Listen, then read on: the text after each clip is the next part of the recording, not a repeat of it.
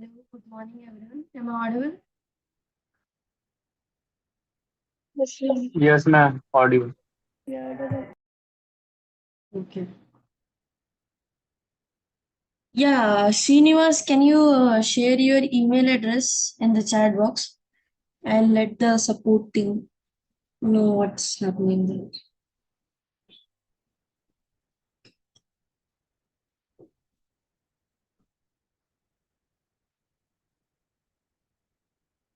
So let's start. Today we are going to talk about BFS and DFS mainly.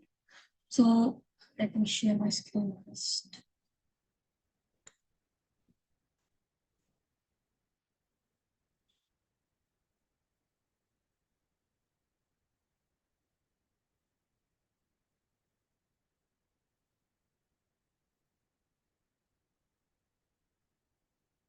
So in a graph, suppose if you have a graph, then what are the basic questions we want to answer? So the first thing is that if you have a graph, then you want to know that from a vertex to another vertex, can we reach via a path, right? So suppose if you have a graph, then the basic question is the reachability question. That can you reach from a vertex to another vertex in a graph or not, right?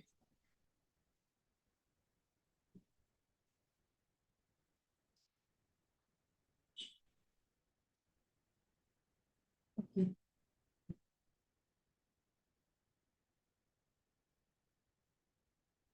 So for answering this question, we develop two methods, namely BFS and DFS. So BFS and DFS are actually algorithms, a very step-by-step algorithm, which will give us the proper particular answer for this reachability question. Okay.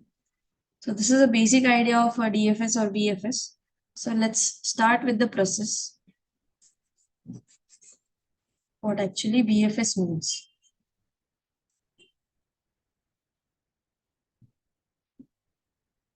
My voice is clear, right? Yes, ma'am. So breadth first search. So the basic idea of BFS is that first you will fix a vertex, and then after that vertex you will visit its neighbors step by step. I mean, first you will fix one vertex, then go to its neighbor, then explore its every neighbor, and after those neighbors, go to their neighbors. Right. So that means first step, second step, third step. So BFS work like step by step process, and we'll stop our BFS when our queue ended. So there are two terms in a BFS. First thing is queue.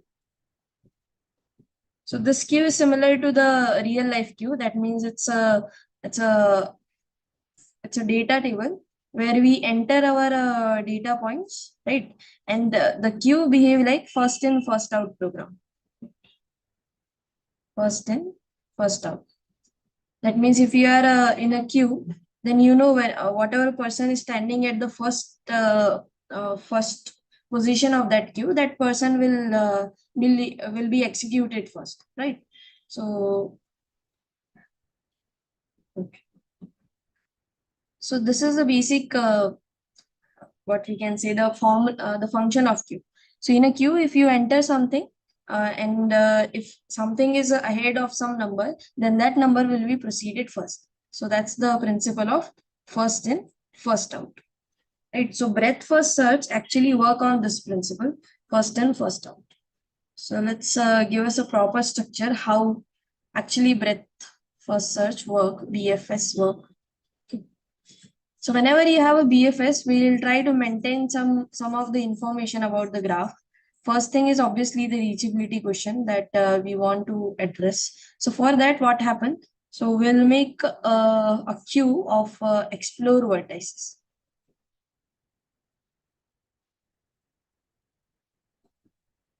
This is actually a queue.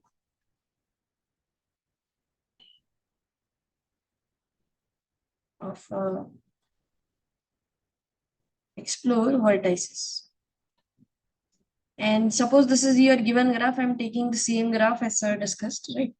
And here we will we will maintain our data that what vertex we are visiting and whose neighbor we are visiting. Right? So this is visited. So suppose 0, 1, 2, 3, 5, 6, 7, 8, and 9. So initially every vertex is not visited. So that means BFS is actually some kind of program. You can think about it. So first, if the program is not yet started, then every vertex of that program will be unvisited. And as you start your program, then you will try to visit every vertex step by step. So suppose I am starting my BFS with the vertex number 7 or vertex number 4, anything you can start. So let's start with vertex number 4. So if you want to start your BFS, then what you will do, first you will mark a vertex, because we want to answer the reachability question, right? So for reachability question, that means if you want to move from one vertex to another vertex, first you have to finalize what is your starting vertex, right? So without loss of generality, I'm assuming that my starting vertex is 4. I want to argue with respect to this vertex 4. Right. So for that, whenever we start our BFS, then what we will do, we will first mark a vertex, and whatever vertex we will mark, we'll add that vertex to our queue and then start with that vertex. That means here what I am doing, I am mark 4. So initially all the entries, all the vertices are unvisited. So that's why we will write just false in front of them. So we'll use this true and false function. So I'll say true if that vertex V is visited, right? And we will say false if that vertex V is unvisited during our process, right? So whenever we are applying BFS, so BFS you can sort of think of as a program. That means a program is actually running step by step wise. So first thing is we will mark our initial vertex. So before that, every vertex is unvisited. So that's why we are just taking false here. So false means that every vertex is unvisited initially when we are not yet started our program. Right now, I'm starting my program and I want to start my BFS with respect to this vertex 4. So what I'll do, I'll mark this vertex. So I'll mark 4. So as you mark that vertex will be added into your queue. So 4 will be added into your queue. And then we will explore that vertex and explore. So whatever vertex you are marking and exploring, that vertex will be, whatever vertex you will mark, that vertex will add it to your queue. Right. And now if I want to explore the vertex 4, then what I'll do, via exploring means just going to the neighbors of 4s. So as we explore 4, so what we will do, we will go to the neighbors of 4. So here the neighbor of 4s are 0, 3, and 7. So what happened, as we explore 4, as you explore any vertex, that vertex will be removed from your queue.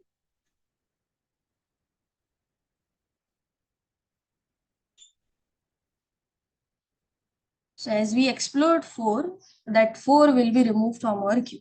And whatever exploring thing we get, that means in the step, what we are getting vertex 0, 3, and 7. So these explored vertex will now add it to your queue. So you'll add 0, 3, and 7. So here I'm using ascending order, but it's not compulsory. You can write it 307 or 703 or anything you can, right? So the step 1 says that finalize your initial vertex, mark that vertex, and explore that vertex. As you explore that vertex, just write down its neighbor, and that neighbor will be added in your queue. Now, since we reached these vertices 0, 3, and 7. So as we reach these vertices, our entries of whatever false is there, we will make them true. So since we started with 4, we already visited 4. And we get the 3, 0, and 7, right? So what we will do, we will add true in front of these vertices, since we already visited these vertices. Okay, so this is a step one. Mark a vertex, explore its neighbor, whatever neighbor you will get, add it to that queue, right? And move ahead. Now, the queue work with the policy that first in, first out. So here the first vertex is 0. So now what you will do, you will mark 0 and explore it. So as you want to explore 0, that 0 will be removed from your queue. And as we explore 0, what we will do, we will add all the neighbors of 0 to our queue, right?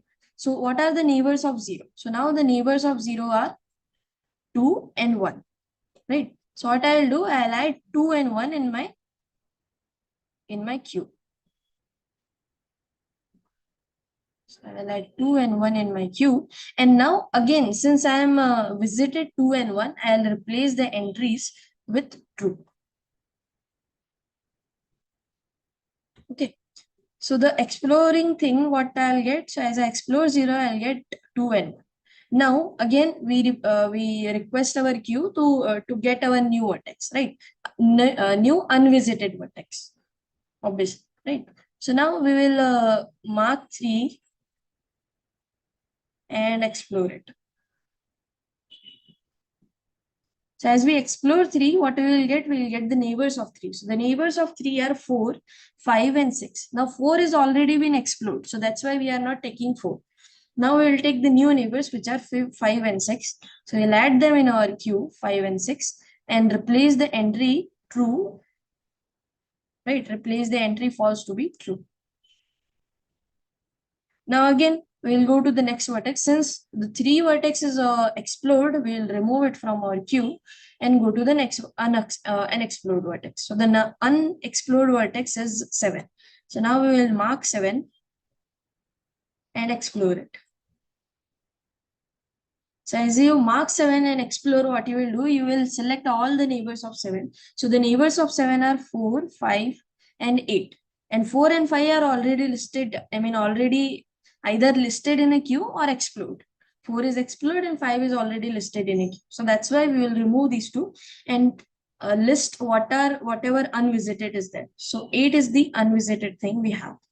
So that means we will add 8 to our queue and then replace the entry to be true from our table. Right. Now we'll remove 7 from our queue since 7 is now visited and go to the next unvisited vertex, which is 2. So now we'll mark 2 and explore it. So as you mark 2 and explore it, you come across that every neighbor of 2, which are 0 and 1, are already been explored. Right? Sorry, 0 has been explored and 1 has been added to your queue. So that means the exploration of the vertex 2 is not giving us anything new. So what we will do, we'll just remove it from our queue and proceed further.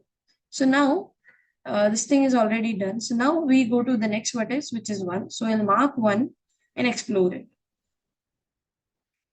So as you mark 1 and explore it, you get that the neighbors of 1 are simply 0 and 2.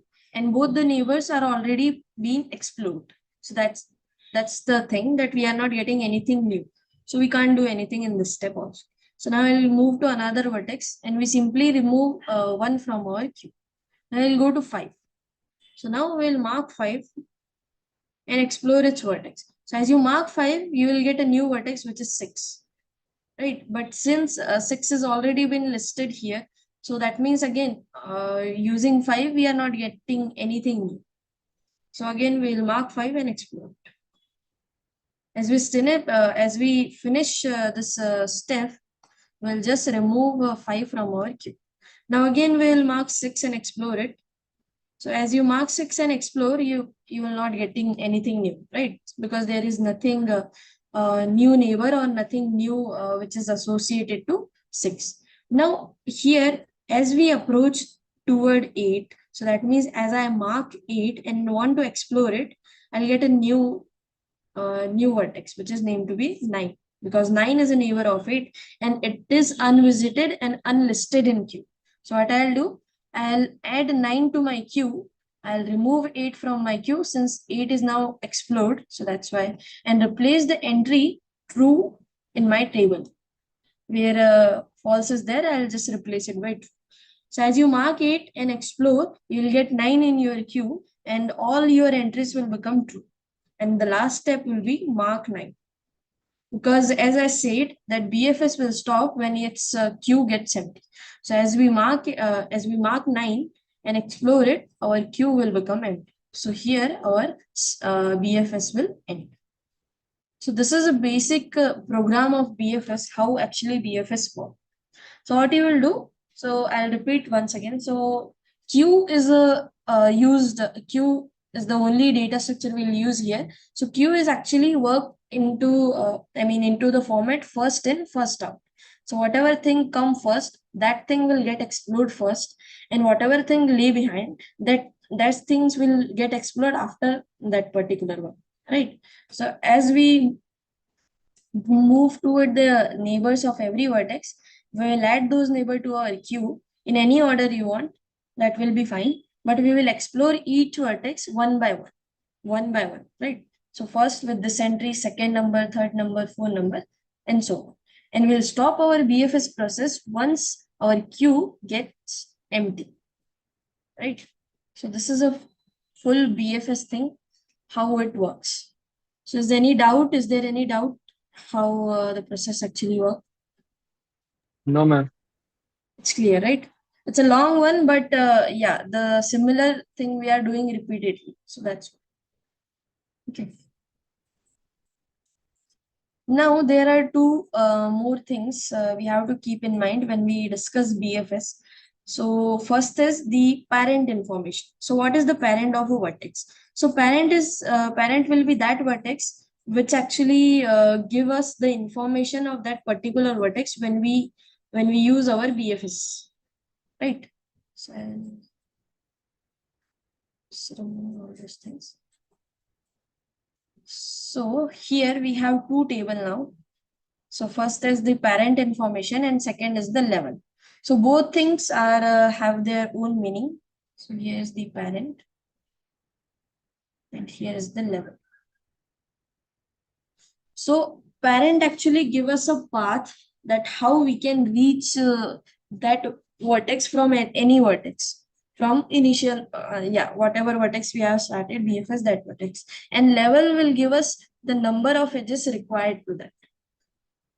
So let me explain what is parent and level. So parent is that vertex which cause the exploration of that particular vertex. For example, if I start my BFS now, let's start with 7. So if I start my BFS with 7, what I'll do? I'll mark 7. As I mark 7, I'll write it into queue. And as I explore it, I'll remove it from my queue. So initially, the level of each vertex will be -1 only. I mean, since we are not started our BFS, we will initialize the level of every vertex to be -1. And as I start my vertex, I mark 7 and explore 7, then my level of 7 will become 1 higher than initial level. So initial level is -1. So if I add 1 here, what I'll get? I'll get 0, right? So the level of 7 will be 0. So that means this level actually tell us that how we are in how many steps we can complete our reachability questions, right? In how many, using how many edges we can reach a vertex via this vertex 7. Okay. So now, as I mark 7, explore 7. So as I explore 7, I'll add all the neighbors of 7, namely 4, 5, and 8. So I'll add 4, 5, and 8 into my queue, right? And since I already remove it through things, so that's why that won't affect. Now, what is the parent? So parent is actually that vertex which cause our vertex to be in our process. So that means here 4, 5, and 6 are those vertex which are neighbors of 7, and they are actually being explored or being added to the queue because of 7. So this 7 actually work as a parent for them. So that's why the parent of 4, 5, 8 will become 7. So in ahead of 4, I'll write 7 because 7 is a parent of 4 and 7 is a parent of 5 as well as 7 is a parent of 8. Okay. Now, as we explored 7, we already explored 7, added to the queue and update the parent information and the level information. Now, as I mark 4, so as I mark 4, I want to explore it. So I'll look all the neighbors of 4. So the neighbors of 4 are simply 0, 3, and 7. Now 7 has already been explored, so it won't help us anything. So we'll update 0 and 3 in my queue. And now 0 and 3 will come into picture because of 4. So that means the parent of 0 and 3 is nothing but 4. So I'll update the parent information. And now about the level. So here, I miss one thing that since 4, 5, and 8 are only one level above to the 7. That means first we explore 7. Now using 7, we get 4, 5, and 8. Right. So that means 7 at level 0. This is the level. So 7 at level 0, then 4, 5, 8 will be at level 1. So I'll update the information here that 4, 5, 8 will be at level 1. This is 4, 5, and 8. So these vertices are of now on level 1 because 7 is on level 0. And now I'm exploring the neighbors of 4, so which are namely 0 and 3. So that means these three neighbors will be of level 2. So that means 0 and 3 will be at level 2. This is 2 level and 3 is also 2 level. So using 4, I'm getting 0 and 3 and these are at 2 level. Okay. So now as the exploration of 4 will end, I'll just remove it from my queue and explore the new vertex, which is to be 7, or which is to be 5. So now I'll mark 5 and explore it. Since I mark 5 and explore it, I'll get the neighbors of 5, which are namely 3, 7, 8, and 6. So that means the new neighbors are 8 and 6 because 3 has already been added to queue via 4. So now the parent of 8 and 6 will become 5 because 5 is the reason that this 8 and 6 will come into picture, right? So the parent of 8 and 6 will become 5. But since the parent of 8 is already 7, yeah, because 8 is again added to Q, so that's why it won't be there. So only new vertex is 6. So that means the parent of 6 is 5 and the level of 6, now 6 is explored via this 5. This is 8. So that's why level of 6 will become 2 only. 1 higher than the level of parent, you can assume. The level of any vertex is just simply 1 higher than the level of parent. So here the level of parent is, the parent of vertex 6 is 5 and the level of parent is 1. So that's why the level of 6 will become 2. So the level of any vertex you can assume to be 1 higher than the level of parent. Okay. Now, as I marked 5 and explored it already, I'll just remove it from my queue. And now this is the another vertex. So I'll mark 8 and explore it. So as you mark 8 and explore it, you will find out the neighbors of 8 to be 7, 5, and 9. So 7 and 5 are already been explored. So that's why they won't give us any new information. So what I'll do, I'll add 9 to my queue and update the parent and level information. So the 9, so the parent of 9 will become 8 and the level of 9 will become 1 higher than the parent of it, right? So that means 1 higher than 8, which is 2 because the level of 8 is 1. So that means 9 is also here. Level 2. Okay. So now, again, since we already explored 8 now, so I'll remove it from my queue and I'll mark the new vertex, which is 0. So mark 0 and explore it. So as you mark 0 and explore it, you will get the vertices 2 and 1. So 2 and 1 will be added to our queue and we'll just update the parent and level information. So the parent of 2 and 1 is nothing but 0 and the level of 2 and 1 is 1 higher than the level of parent. So the level of parent, which is 0, so the level of parent is 2. So that's why the level of 1 and 2 will become 3. Okay, so explore 1 and 2. Now the exploration of zeros end. So that's why we remove it from our queue And now I'll mark the new vertex. So I'll mark 3 and explore it. So as you mark 3 and explore it, you come across the neighbors of 3, which is namely 4, 5, and 6. And you know that 4, 5, and 6 are already been either added to queue or explored. Right? 6 is added to queue. I haven't added 6. Okay, 6 also explored. So I think I missed the writing of 6. So suppose 6 is somewhere. So I'll mark 3 and explore, and there's no new vertex, so just leave it as it is. And again, mark the next. I mean, all other vertex are which are already in queue. Either they were marked. I mean, either they are the neighbor of already been explored vertex. So these vertex won't give us any new information. And we already finish our table of parent and level. So actually, this parent and level thing give us a path and the number of edges, the number of you can say the minimum number of edges required to reach any vertex from the vertex 7. Right. So here, if you observe the parent information and level information, so suppose I have to reach which vertex? Suppose I have to reach 0 from 7. And you haven't given any graph here, you just have given the data information, the parent information, and the level information. So what you will do, you will move 7 to, you will find out the parent of 0. So the parent of 0 is 4. Now you will find out the parent of 4. So initially, I mean here the parent of 4 is 7. So that means you would backtrack this parent information. So that means the cause of 4 is 7 and the cause of 0 is 4. So the parent of 0 is 4 and parent of 4 is 7. So this will give us the shortest path between 7 to 0. And how many edges we need to do that will simply give us via the number of level. So since the level of 0 is 2, so we required only 2 edges.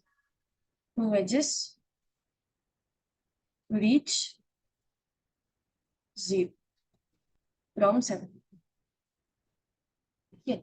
So this is the main reason we want to apply BFS for taking what is the smallest or what is the shortest path between two vertices in a graph. Okay. Now there is one more quantity which is assigned to any BFS process, is namely the BFS tree. And this is a mostly asked question. I mean, if there will be a question regarding BFS, then it will be asked from BFST in 80 to 90% cases. So tree related to BFS. Okay. So far, is there any doubt regarding parent level information, how we are recording it? Are you guys awake or went back to sleep again? No, no, no, no. No need No, Abhi. ma'am. No, Okay. It's no. clear. Fine. Good. So, BFS will give us one more information, which is known to be the BFS tree. So as we proceed our BFS, we try to find out a tree. So let me first write down what is a tree. So before that, what is a cycle? Okay. And what is a connectivity and things. Okay. So start with connectedness. So connected graph. So what is a connected graph? So a graph is said to be connected if there is a path between any two vertices in that graph, right? So if U and V are two vertices, it's not a good way to write it. So suppose that U and V are two vertices of that graph, then if there is a path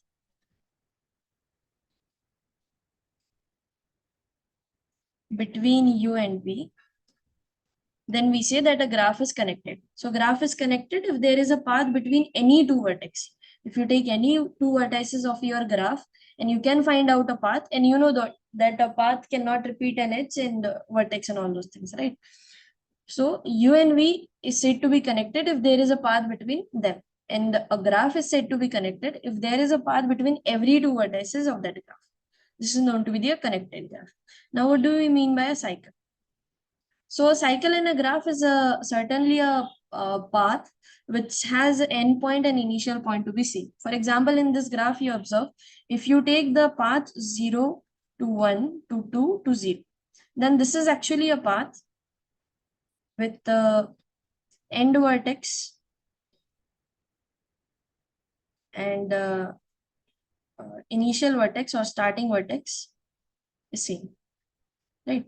So that means a closed path. This is known to be a closed, don't use the terminology closed. So a path which has initial vertex and end vertex to be same is known to be a cycle. So in a cycle, we can repeat a vertex, but we cannot repeat an edge. So here is the one note that in a cycle, we can repeat a vertex, but not an edge. For example, if you consider a cycle in this graph, namely the cycle which starts from, let's say, 7. So we'll move 7 to 8, 8 to 5, 5 to 3, 3 to 6, 6 to 5 back. And then from 5, we can't use this edge, although. So that means in this graph, there is no such cycle where we can use the vertex. Okay, so in a cycle we can use a vertex twice, but we can't. But we cannot use an edge twice. Yes. So this is a particular note. So now, what is a tree? So a tree is basically a connected acyclic graph. Acyclic means there is no cycle in that graph. It's known to be an acyclic graph. So a tree is a connected acyclic graph. Connected acyclic graph. So any connected acyclic graph is known to be a tree. This graph is not a tree because there are so many cycles here. This is a one cycle, 0, 1, 2. This is another a cycle, 5, 7, 8, right? This is another cycle, 4, 7, 5, 3, back to 4, right? So all those graphs, yes. Ma'am, I have a doubt here. Yes.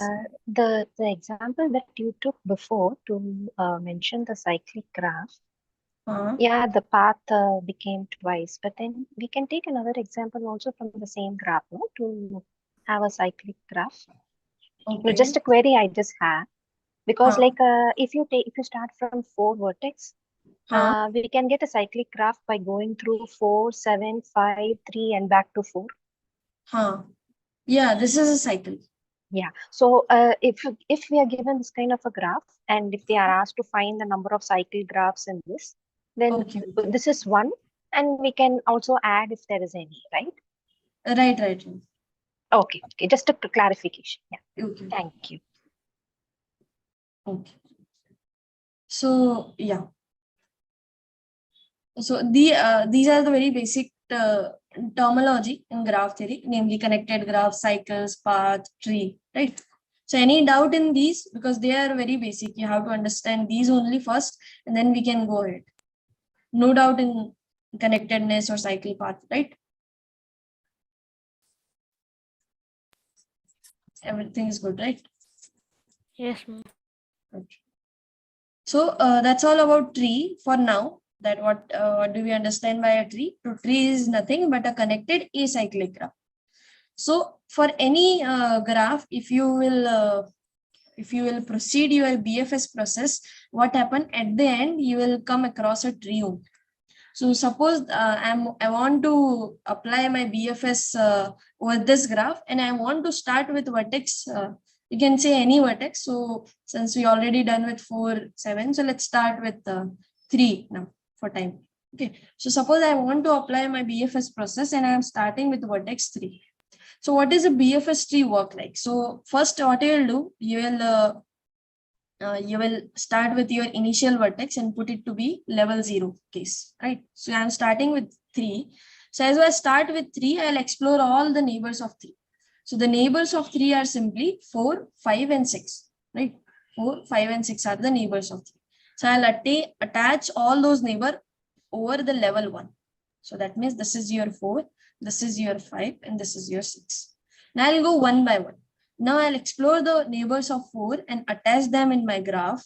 And then I'll go toward 5 and attach them in my graph, and then I'll go toward 6, right? That's the only thing you are doing in BFS also. But there is a little bit complication with the help of Q and all those things. But if you want to find out the BFS tree, what you will do, start with an initial vertex, list all its neighbors, and now start with each neighbor one by one, right? So we'll first choose the neighbor 4 and explore all its vertices. So via 4, I can go to 0, I can go to 7. So that means there are only 2 new vertices, which is 0 and 7. Now I'll move to 5. Now here observe that I am not going immediately to 0 or 7. I'm going 5 and then I'll go to 6. Okay. Because if you go 0 and 7 immediately, there will be, it is a chance of mistake that you won't get the exact BFS. BFS work step by step. First you will explore 4, then 5, then 6, then 0, then 7, then anything which is level below that. Okay. So here, now we will explore 5. So the vertex or the which are unvisited vertices or unvisited neighbors of 5 are simply 7 and 8. And now 7 is already been attached by 4. So that's why we won't take 7. So we just take 8. So using 5, I can go to 8. Okay. Now I'll go to 6. So 6, from 6, you can observe that 3 and 5 is there. But again, 3 and 5 are already been in my graph and they are one level. 5 is the same level at 6 and 3 is one upper level. So that's why we are not getting any new information from 6. So we'll leave 6 as it is. Now I'll go to 0. So if you explore 0, there are 2 new neighbors, which is 2 and 1. So I'll add them in our tree and now we'll go to 7. So as you go to 7, there is nothing new we can get, right? Because all the neighbors are simply 4, 5 and 8 and they already been listed in our graph. So that's why we are not getting anything new from 7. So we'll just skip 7 and move toward 8. So as you go to 8, you will find out a new neighbor, which is 9. So you'll add 9 here and that's all. So there's nothing to explore in this level. Now I'll go to new level. So as you go to 2, so you'll find out the neighbor of 2 are simply 0 and 1. So that means there is nothing new. As you move toward 1, again, there is nothing new. And as you move toward 9, again, there's nothing. So here we'll end up our making tree process, right? So now this graph is known to be the BFS tree. Actually, it's not particularly named to be BFS tree, but I am calling it because it actually a result of BFS process, step-by-step process.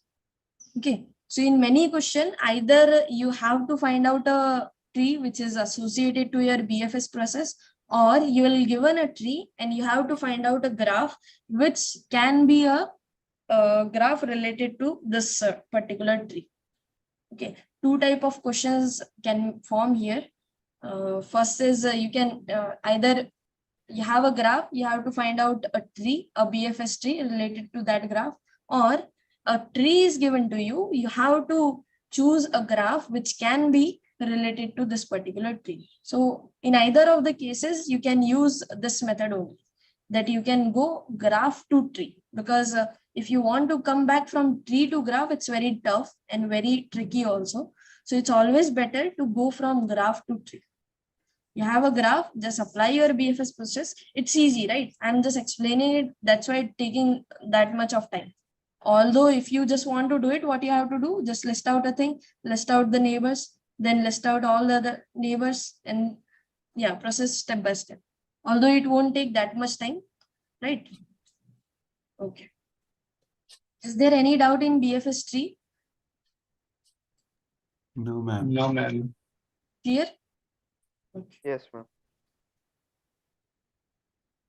So that's all about BFS. Now I'll move toward DFS. Ma'am, Sorry to disturb you again. Yeah.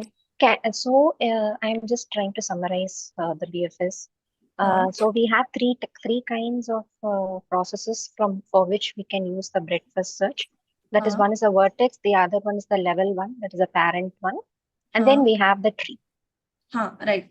So in all these three, like if you can just give us any difference or a similarity, something like Yeah. that, it'll be nice because we can have it Yeah. Okay. in our mind. So see, using the tree, you can find out the level, right?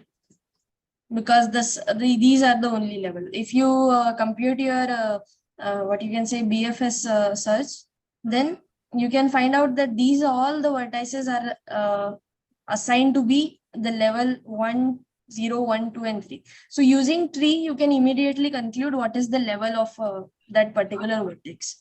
And using tree, also you can compute what is the parent of that vertex. So here you observe that there is an edge from level 0 to level 1, which is connecting 3 to 4. So that means immediately from tree, we are getting some information that this 4 will come into picture only when I'll explore my 3, right? Explore the vertex 3. So if you explore the vertex 3, this 4 will come into picture. So that means 3 is nothing but a parent for vertex 4. Parent of the vertices. So whatever vertex is there, I mean, whatever the vertex which lies one step higher than that particular vertex, those vertex will be the parent of that particular vertex. For example, 0. So the parent of 0 is nothing but 4. The parent of 7 is also nothing but 4. The parent of 8 it is nothing but 5. The parent of 2 is 0. The parent of 1 is 0. Right. So that's why BFST is important. I mean, BFST actually give you the whole process, the whole data, whatever you required when we apply our BFS process. I mean, when we apply our process, there are too many things, right? We have to go to one vertex and all those kind of things, right? But if you eventually, intuitively, if you find out the BFS tree, you can easily say what is the level of that vertex, what are the parent of that vertex, and all. So at the end, the BFS tree only matters. That's why I tell you that if the question can ask over BFS, then the tree is much more sufficient. Okay, Yeah, ma'am. Thank you. Thank you so much. okay. So yeah, I'll move my page, but since the graph is there now, that's why I'm not moving. When someone says that don't stick to one topic, please. Acha. Topic change. Yeah, but BFS is important. There's surely one question either from BFS or DFS. And it's a starting thing, so I think it's better to learn. Now, since you learn BFS, DFS will be a little bit easier to.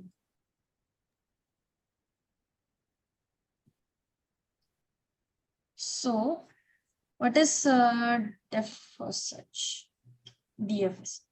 So, as in BFS, we move along a queue. So, in DFS, we try to move along a stack.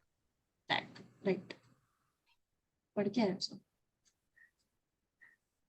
Okay, so let's briefly introduce what does a DFS mean. So the same thing, we'll use a stack, and stack says first in, last out. I mean, if you have a stack of numbers, suppose this is your stack.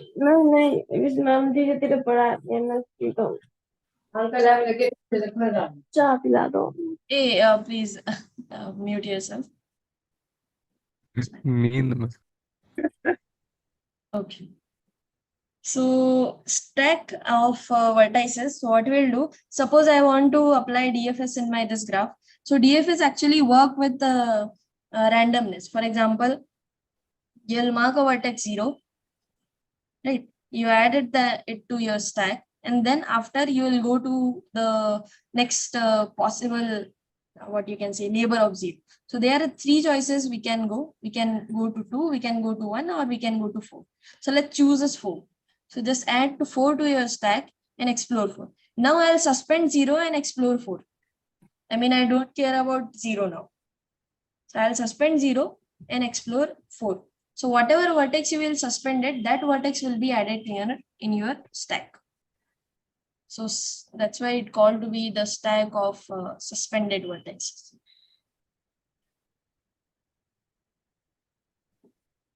So whatever vertex you will suspend means forget about that vertex type of thing. So for example, I start with 0, I move to 4, and then I forget about 0. So as I forget about 0, I suspend it, I'll add it to my stack. And now I'll move along 4. So from 4, what are the neighbors? What are the possible neighbors? So the 4 has 3 neighbors, 0, 3, and 7. So I'll go to any neighbor, whatever I want. So BFS won't restrict a step-by-step thing. It will just say that move along a certain flow till you'll get some restriction, or till you will get some situation where there is nothing new to find out. So for example, as I move along this process, I'll suspend 4 again, I'll go to 3. As I forget 4, I'll suspend it 4. So I'll add that into my stack and now explore 3.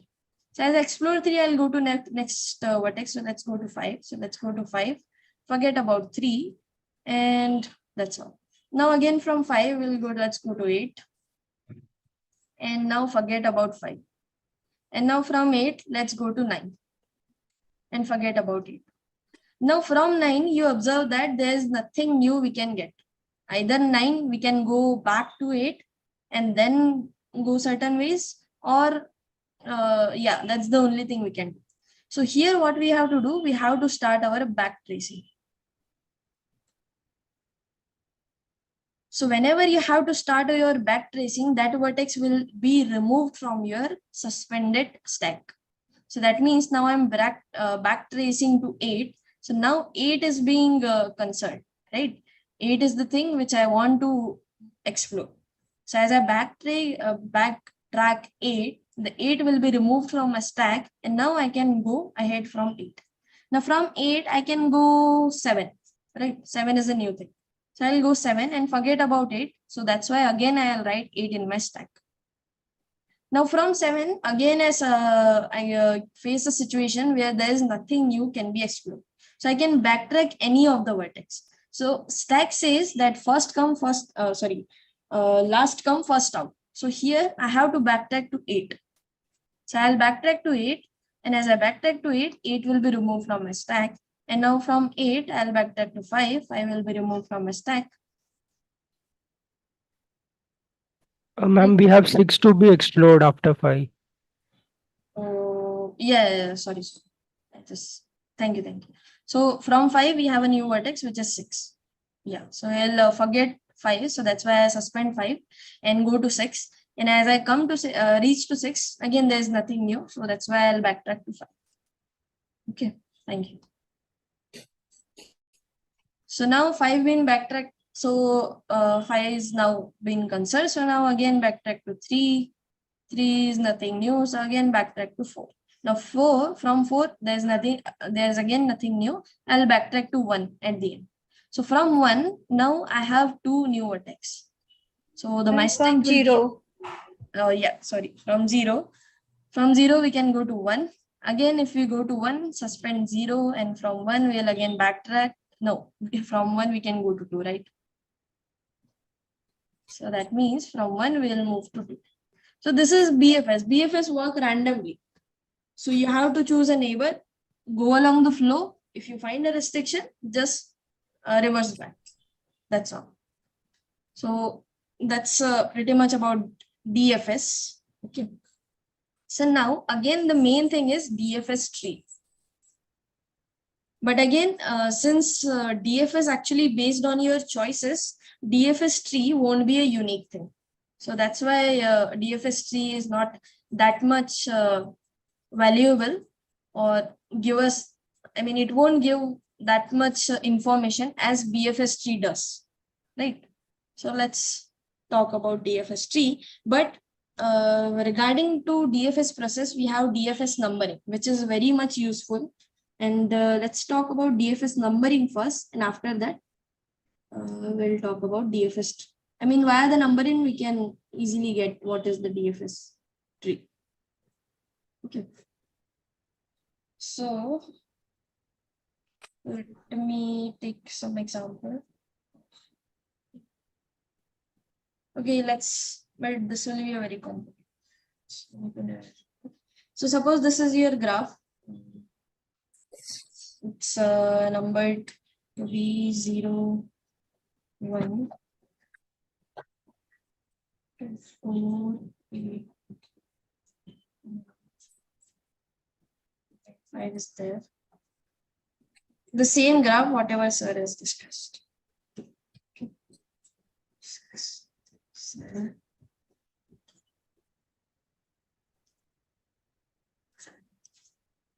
So suppose this is your graph. So this graph is not connected, right? It break down into two components. One is this component and another one is this rightmost component. So what does DFS do? So DFS actually tell us about connectivity and the cycles which are in the graph. Okay. So before that, let's learn what are the DFS numbering.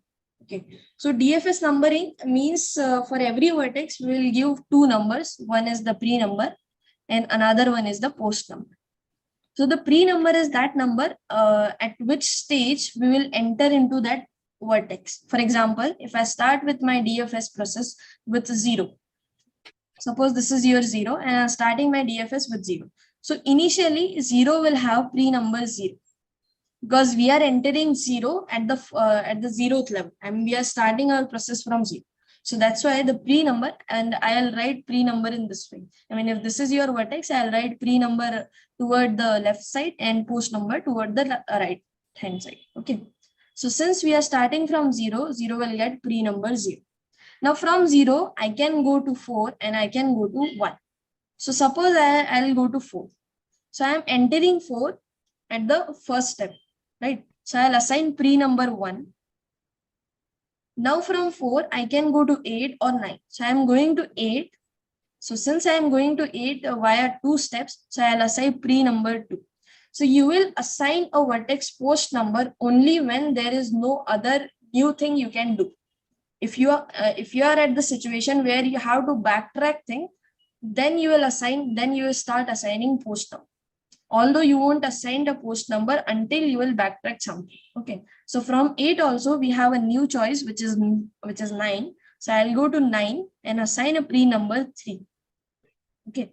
Now from 9, I don't have anything new to discover. So that's why from 9 I have to backtrack my graph. So that's why I have from 9 I'll backtrack to 8. So as I am starting my backtracking process, here I have to assign post number to 9.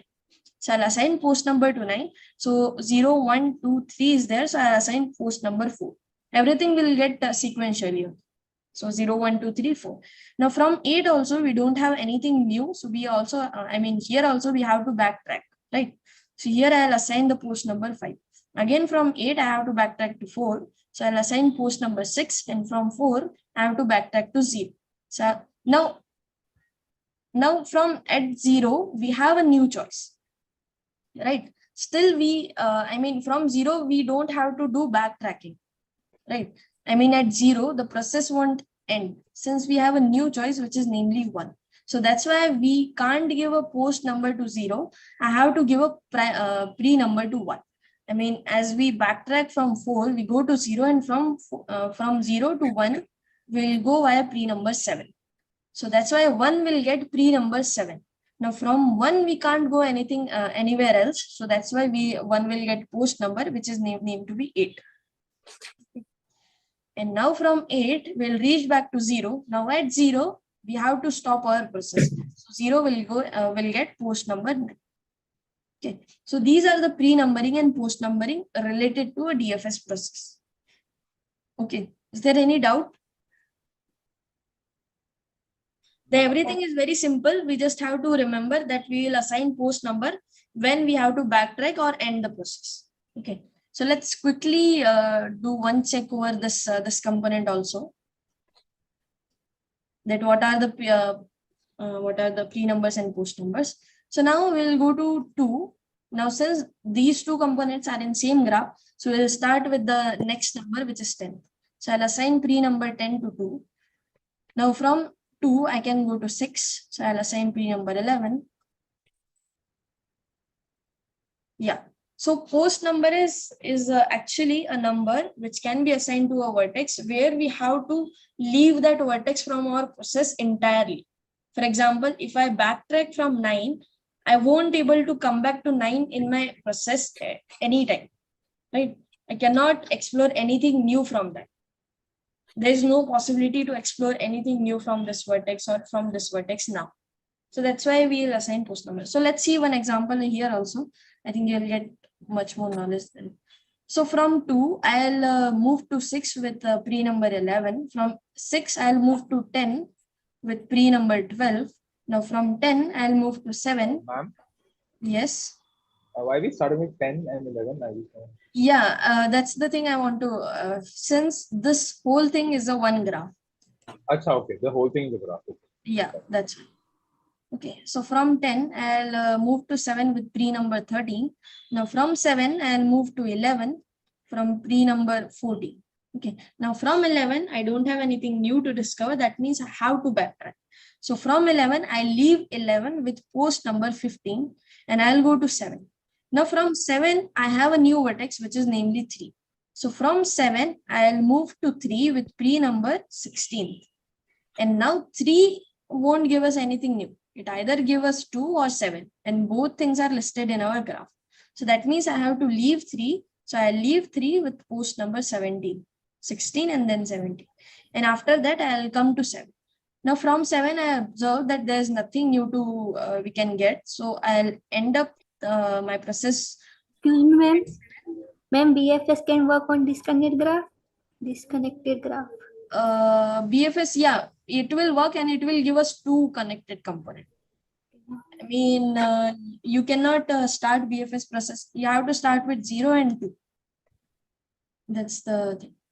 Okay, ma'am. Thank you. So 17 to 18, now again 19, 20 and 20.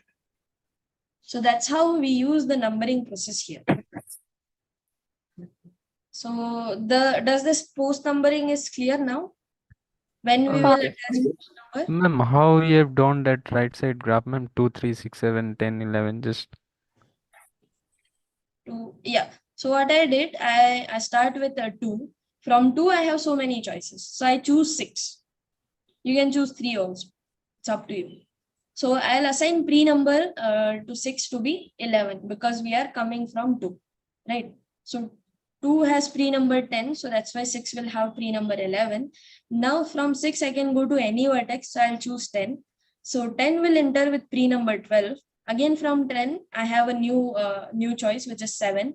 So I'll go to 7 with pre number 13. Now from 7, I have 2 new choices, which is 3 or 11. So I choose 11 and enter to be 14. Enter with pre number 14. Now from 11, you don't have anything new to discover. So here you will leave 11. So here you are backtracking from 11. That's why you will add post number 15. Now you go to 7. Now from 7, you have a 1 new choice, which is 3. So that's why 7 won't have post number here. 7 will go to 3 with pre number 16, right? 15 and then 16. And 3 will get post number 17 and 7 will get post number 18. Okay. And then we will backtrack. So 18, 19, 20 and 20. Same thing. Okay. If it is not clear, just try it once with yourself, then you will get much more clarity. Just draw this graph, same graph, because then only you know that the number is correct or not. And try to backtrack it or try to give a pre number. Yes. Remaining. So, ma'am, 2 could go to 7 also, no? In the start, it could go anywhere. Yeah. 2 can go to 7 also, 2 can go to 3 also. It's based on your choice. But the number that comes at the end will be the same for everyone? No. Number won't be the same. But what happened using this numbering? Okay. So let's just try from. I just want to know what happens if, like, regardless of what number we choose or what path we choose, at the end of the whole calculation or like numbering, we get the same number or no? No. You will get the different number for different choices. For example, if you choose in place of 7, you will get 7 to be pre number 11 and 20, right? Except 13 and 18. So what happened? Actually, this numbering is useful because it will tell us the possible cycles can happen. For example, if a DFS tree with numbering is given to you, and you have to find out what are the possible cycles can be formed in a particular graph. So that can be counted via these numbers. Ma'am, can we just once do, let's say we go from 2 to 7 and then we check out the whole thing. I just want to Okay. know what number 2 gets at the end of the process. Okay, sure. MBA 5 node. Sorry, what? She Yeah. was asking about node 5, vertex 5. Vertex Yes, 5, separate. yeah, it will get the, it will come to be the third component. In this graph, there are 3 components. First component is this, second one is this, and third one is this. So at the end, when we reach to, when we done with this second component, I'll go to third component 5. Or you can choose any component randomly also. You can choose this to be your first one, this to be second one, this to be third one, anything you can. Okay, so let's start with 2 and then draw our conclusion. So again, 2 will enter with pre number 10. From 2, let's go to 7 with pre number 11. From 7, let's go to 11 only. Okay, so if I reach 11 with pre number 12. Now from 11, I don't have anything new. So I'll backtrack it. So I'll enter the post number 13 and I'll go to 7. Now from 7, I have a new choice, which is either 10, 6 or 3. So let's go to 3. So if I go to 3, so 3 will enter with the pre number 14. And now from 3, I don't have anything new. So I'll exit 3 with post number 15 and I'll go back to 7. Now again 7, I have one choice, 2 choices remain, 6 or 10. So I'll go to 6 with pre number 15 is done. So 16, right? And now from 6, I have one more new choice, which is 10. So I'll go to 10 with pre number 17. I exit 10 with pre number 18, post number 18. And I'll go to 6 with post number 19 and then 20 and then 20. These will be the DFS numbering if you go in, if you choose your choices like that. So yes, ma'am. So I was just saying the same thing. So at the end, 2 gets 21 regardless of which path it is, right? Yes, 2 will always get 21 regardless of anything. That's what I want. Yeah. Okay. So now this DFS numbering has one very specific what we can say application,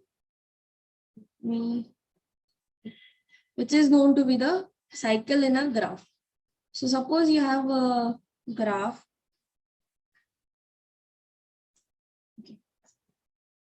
So suppose you have any directed graph. Now you guys are already known by what do you mean by directed graph, right? Directed graph means every edge has a direction. Okay, that is known to be a directed graph. Now suppose if you have a directed graph, let's say this graph, whatever given in the lectures only.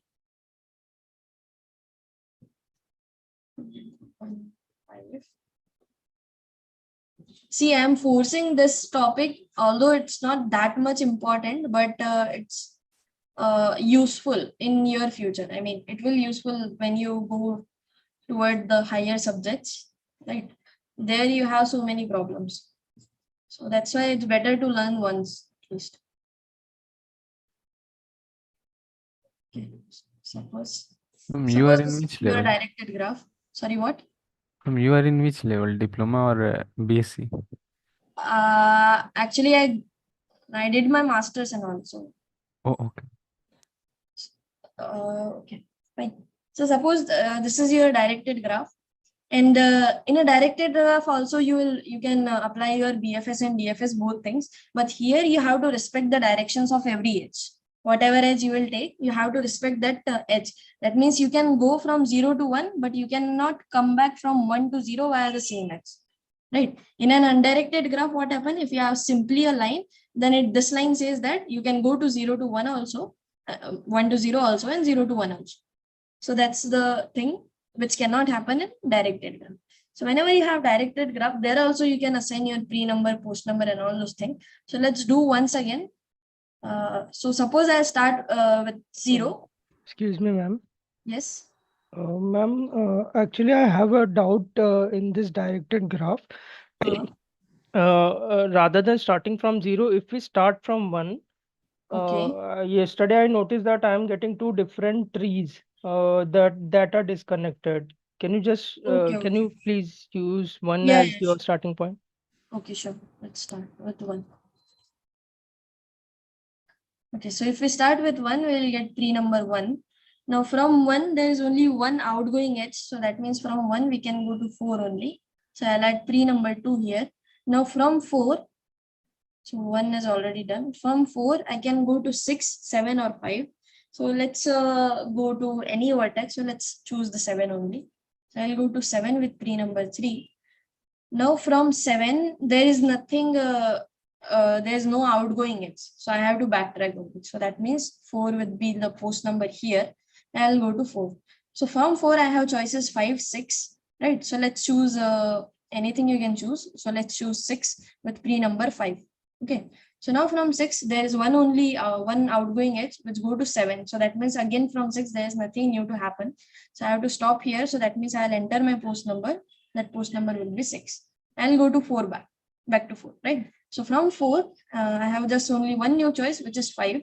So I'll enter 5 with pre number 7, since this is 6, right? After 6, this is 7. Now from 5, there is one outgoing edge, which is which directed toward 1. So that means from 5, I can go to 1, but 1 is already been explored. So that means from 5, I don't have anything new, right? So since I don't have anything new, I'll backtrack it. So as I backtrack it, I'll enter my post number. Post number will be 8, and I'll backtrack to 4. Now from 4, again, there is nothing new. So again, I have to backtrack to 1 only. So I'll enter my post number 9. I'll backtrack to 1. Now from 1, again, there is no, there is no outgoing edge. So that's why you cannot do anything. So that will be your 10. So yeah, here you are getting one disconnected component. Because what happened, if you move along this loop, there is no way you can discover this component,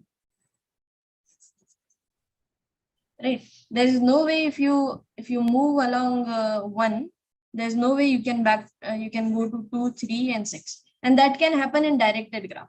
Although directed graph look like connected thing, but there are things that means you cannot go from 1 to 3.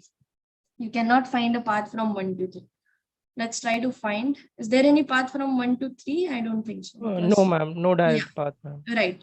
So that means this is, although seems to be connected, that there are so many edges, but it is not actually connected. So that's the difference between directed and undirected. Ma'am, but in the exam, if any such thing is given, ma'am, will it create any problem for? No, it won't create any problem. Okay, ma'am. Because these things happen in directed graph. Directed graph behave very unusual in sense of connectedness. Okay, although they are very similar to undirected graph, but when we talk about paths and cycles, then we have to respect direction. So that's the thing. Okay. So I'll give you very quick information about forward edge and backward edge. Okay. So suppose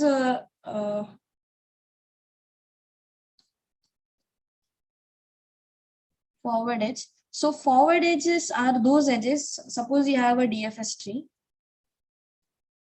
DFS tree regarded your what you can say directed graph. So if you have a DFS tree regarded to your directed graph, then forward edge will be that edge. If you assign that edge in your DFS tree, then it will create a cycle, and it will be a forward edge. We can say it will be a forward edge if the direction is from upside down. Okay. Upside down means this direction. So that is known to be a forward edge, and similarly backward edge. If an edge which can be attached to your DFS tree, which will create a cycle in its of direction, what you can say down to top, right? This is known to be a backward edge. And next thing is cross edge. So cross edge is, so suppose you have a DFS tree which has 2 components. So if you can add an edge between this component and this component, that edge is known to be a forward edge. So these are forward edges, backward edges, cross edges. So using DFS numbering, you can compute what are the possible number of forward edge and backward edge. Sorry, what? Please explain the process again. Yeah. So what happened when you have a DFS tree, then there are certain edges which will be removed. That's one thing.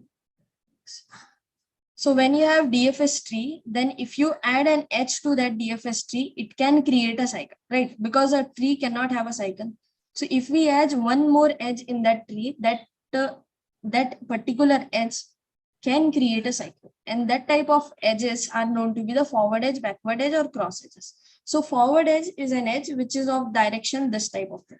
I mean, it's started from a different level and go to the downward level. For example, in this graph, if you assume, okay, so let's create a DFS tree of this graph.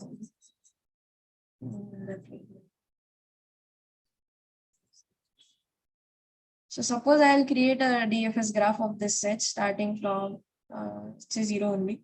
So it's go 0 to 1 and 1 to 4, 1 to 5, 5 to 7. Okay. And then I have to backtrack to 4 to 6. And that's one. And then I have to backtrack again, then 2.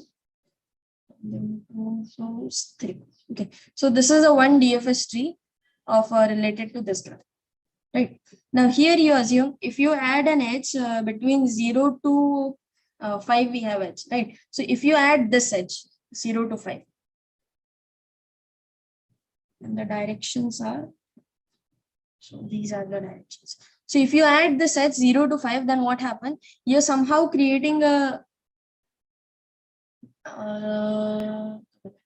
you're somehow getting a cycle, this cycle. Ma'am, in directed graph, only the backward edge would create cycles, ma'am. That's the thing. Yeah, ma'am. Sorry. Yesterday in the lecture, I heard that. Right, correct. Only backward create and cross edges won't also. Yeah, ma'am. Neither forward and nor cross. Okay. Yeah, because 0 to 5 we have an edge. Ma'am, even whatever, ma'am, even you have whatever you have drawn is an acyclic graph, ma'am. If you can. This one, yeah, this is obviously an acyclic graph. But I mean, I want to correspond this edge into my graph where we can get a cycle. Although, yeah, obviously this cannot be a cycle because these arrows are hitting downward and this is an upward edge. So this is an example of forward edge. So such type of edge is known to be a forward edge. We don't create a cycle. Is that the definition? Okay, let's see. And now what do we understand by backward edge? So that means something which is going down to up. For example, here I have 3 to 0, we have one edge. So if you attach this edge in our graph, 3 to 1, then we will create a cycle, correct? So this is known to be a backward edge. Right. Why you have not connected 6 to 7? 6 to 7, you can connect, but that won't be a backward edge, right? This will be a forward edge. Ma'am, a cross edge, ma'am, because both are different components, ma'am. This will be a one component, this will be a one component. Acha, fine. But backward edges, we don't. Okay. Here, like, what is the edge from 1 to 4 forward? No, this is our edge in tree itself. I mean, I am using this edge in my tree. So we won't call any edge which is a present at tree to be a backward or forward edge. Whatever edge we can assign, that will be. Sorry, what? Is it so that there should be a tree edge between 6 and 7 also? Tree edge means? That means that in your tree, the 6 and 7 is not connected. Yeah, in my tree 6 and 7 is not connected, but there is an edge in graph. So that's why we can assign an edge between 6 and 7. Okay. Ma'am, yes. Ma'am, for forward and backward edges, the ancestors should be same. But in this case, the ancestors are different. That's why we are calling from 6 to 7 the edge as cross edge. Fine. And yeah, correct. The ancestors are 0 only, right? I mean, for 5 to 0, we can connect. From 1 to 5 also, we can connect and backward edge, right? For example, here I have an edge where 5 to 1. So I see option C is correct. Let's see. So this is an example of backward edge again. And yeah, as he says that this is an example of cross edge. Because the parent of 7 is 5 and the parent of, but again we are ancestor, we can, okay, yeah, but fine. Two connected branches are there of tree, so that's why I think it's a cross edge. Although it's okay. Ma'am, there's one more definition, ma'am. Priv of u, comma post of u, and priv of v. Yeah, but comma that's post- the result now. That's not a definition. That's the, Okay, ma'am. yeah. So that's why it's very okay. Okay, I'll come back to this topic. Forward edge, backward edge, and that Actually, particular I have result. sent a file in the chat box. Can you please just look at it? Yes. It's like a small doubt. I'm confused. Suppose DFS of this graph is performed from A, says Yeah. that when we visit a vertex, okay, fine. So AC is, so what's your doubt? Like BD, why BD is not a forward edge? This option is not correct. See, Okay. So AC is forward edge. BD is forward and edge. like I've seen this in many places. First, okay, yeah, sure. So Sarah. So first I'll try to make the DFS tree of this graph, right? So we have to start with A, right? So A.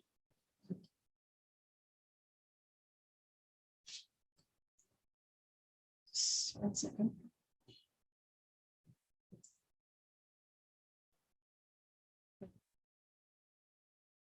So this is your A. So from A, what we can do, we can go to either B or C, right? So let's go.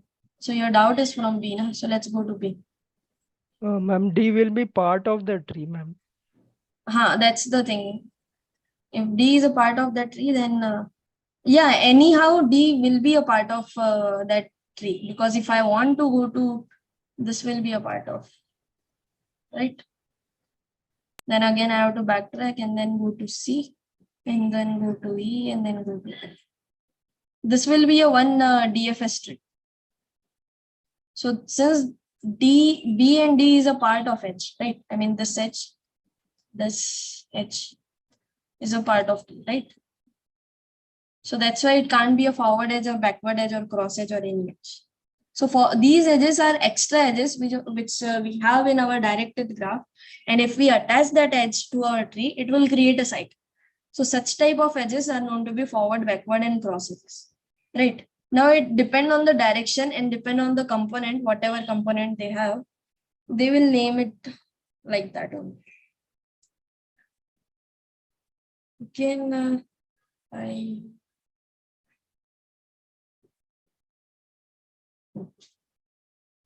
so does your doubt clear? I mean, Sarah, do you have any comments still left or anything you want to? Actually, I'm a bit confused. Like what you said just now. I just couldn't understand it. Okay, see, forward edges, these edges are those, I mean, these edges can't be present in our tree. So suppose if you compute a DFS tree with your given graph, this is a graph, right? This is not a tree, correct? Whatever is given to you is a graph. So if you extract a DFS tree from your graph, and if this D and BH, this edge, this BDH, this will be always a part of that tree. Why it will be always a part of tree? Because this is the only edge which connect D to the whole graph. If you start with anything else also, suppose A to C, I'll go.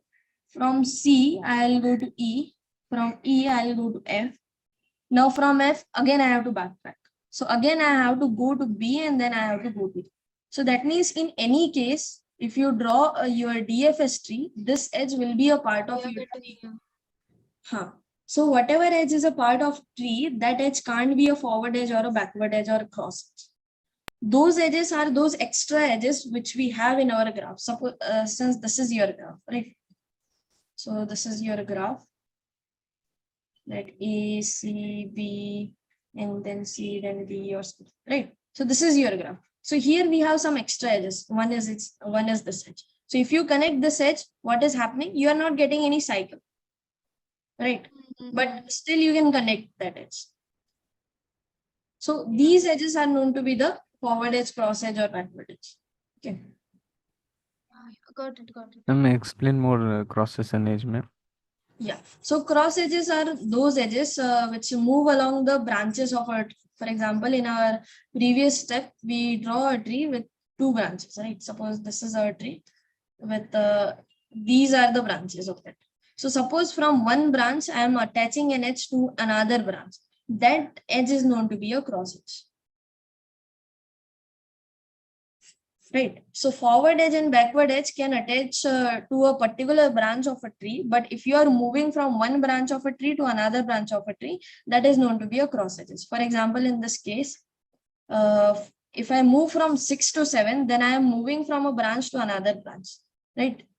At the end of a branch, I am moving to another branch. This is some other branch. This is some other branch.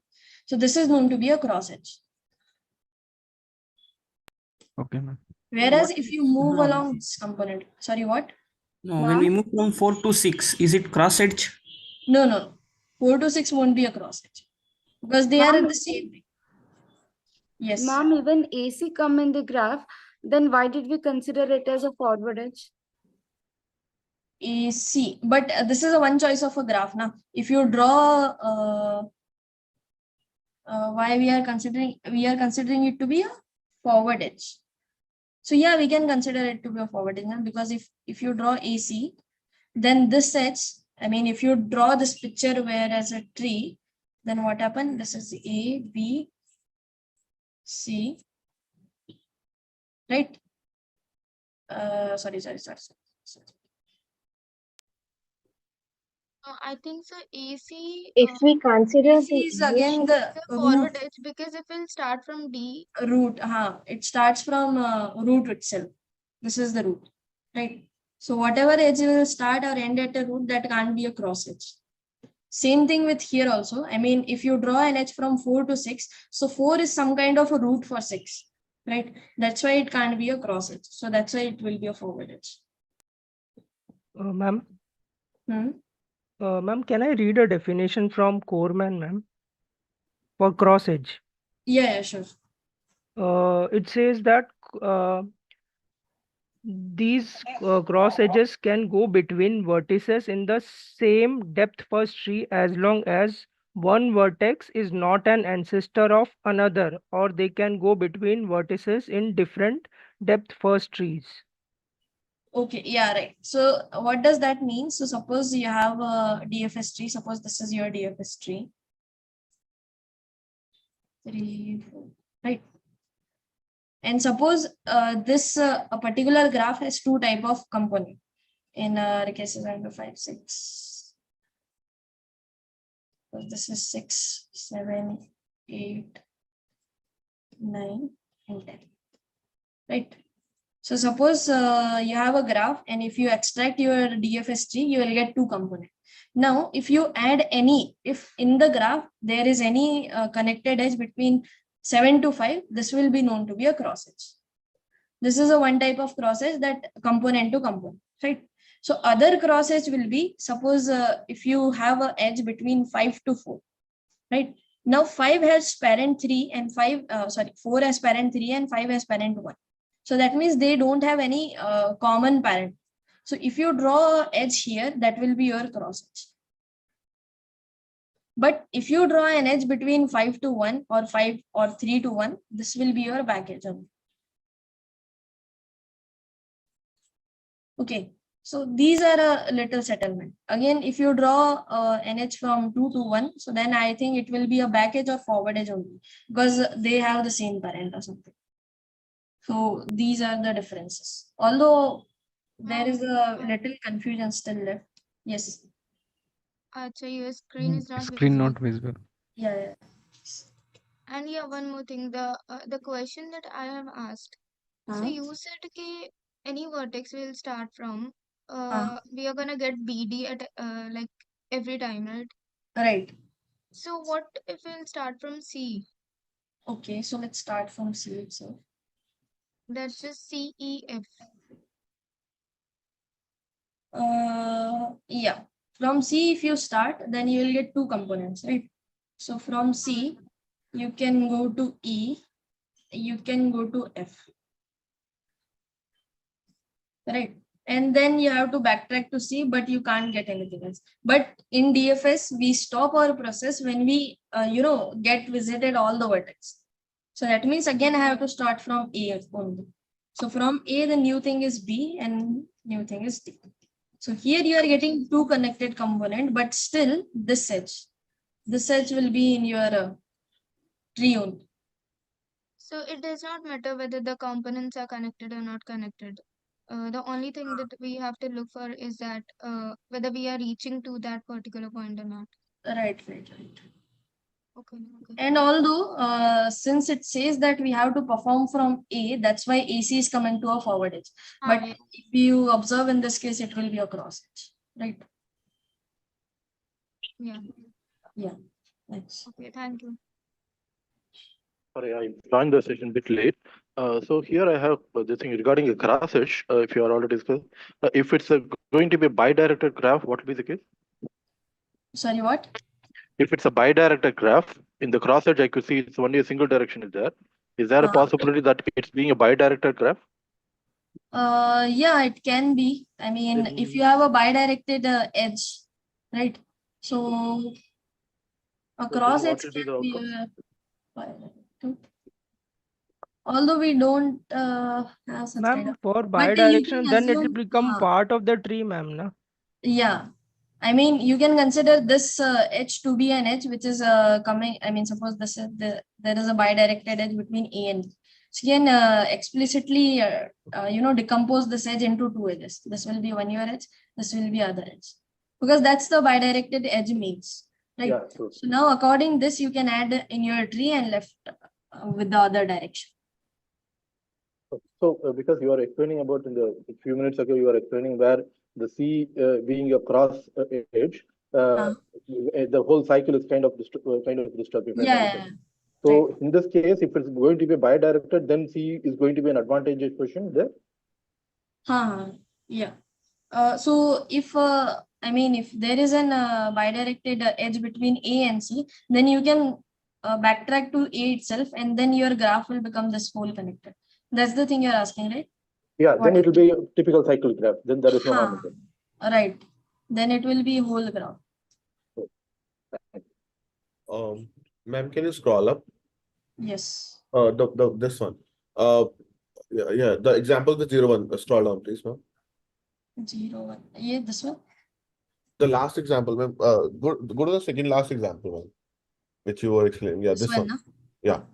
Ma'am, what is the edge between 2 and 1 called? Because it's left to our assumptions, like whether it's forward or backward. Ma'am, it's not an assumption. It would be a cross edge, because according to definition, it says as long as one vertex is not an ancestor of other, they can go between vertices in different depth first trees. So basically, it says that it is a cross edge, because neither of the two are ancestor of each other. Okay. So actually, I'm also not sure about this edge, but for time being, let's say it's a cross edge. I'll double check it, because sir also didn't tell us about this thing. So I'll check it and I'll let you know. Okay. So for timing, let's assume this is a cross edge according to our definition, whatever he spoken, right? I'll also get one more confirmation about this edge and let you know. Okay. Sure. Because these are two branches of trees. Fine.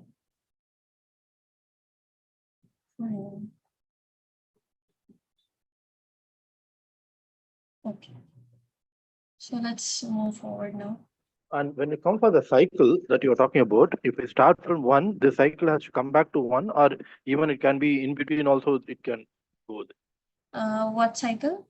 I mean, the cycle graph that you mentioned, as I mentioned, I missed many of the first part, 1 hour of it. So when you are talking about the cycle graph, if I start from a particular node and it goes down, and then if it's going to be a kind of feed forward from the last, let's say from the last node, it should come back to the same node, regardless of any beginning. number of vertex you can cover. So if it reaches in between some point, midpoint or something, then it's not a cyclic graph, or still it's a cyclic graph? If you are repeating a vertex in between, then the smaller thing will become a cycle. Sorry, I didn't understand. What is it? I mean, what's your question? I mean, my doubt is if it's a cyclic graph, if we start from 1, and let's say there are 10 nodes there, and if it's down a kind of typically a downward direction it goes out. From 10 to 1, if it comes, then it's considered as a cyclic graph. Or from 10 to 5 also, if it's going to be a kind of back, if it's getting connected to 5 node, still it's also considered as a cyclic graph. Right, correct. Because no, not as a particular cycle. I mean, 1 to 5 and then 1 to 10 you will go, and 10 to 5 if you go, then this is the one cycle. Okay. Right, and this graph has a cycle. Oh, yeah, that's what it is. So it doesn't. It should not be the case that cycle has to literally go from 10 to 1. Right. It's not necessary. You should have one cycle at least. Okay. Although, whenever you have this double edge, that's a cycle itself. If you have a double edge from one vertex to another vertex, it's actually a cycle then, right? And so in the case of cycle, because I think there was a kind of question also that has come up as in, I think in CK, where if it's a cyclic graph can be between 2 nodes itself. There is no need for a third node to play a role there. A cycle can have between 2 nodes itself, right? Thank you. Okay. Yeah, so this discussion about forward edge, backward edge, cross edge, I'll again go and check back and let you know the confirmed things. Okay, I also forget some of the things. So let's move to other thing. Yes. Ma'am, I had doubt in a particular question which I have posted in chat. Can you please explain that question? Yeah. So suppose you obtain.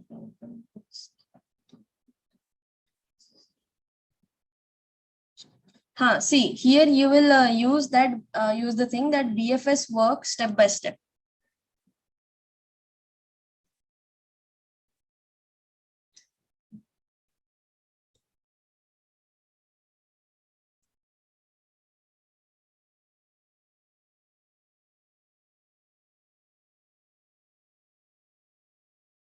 See here, what does they say? They say that suppose we obtained a BFS tree with the help of something.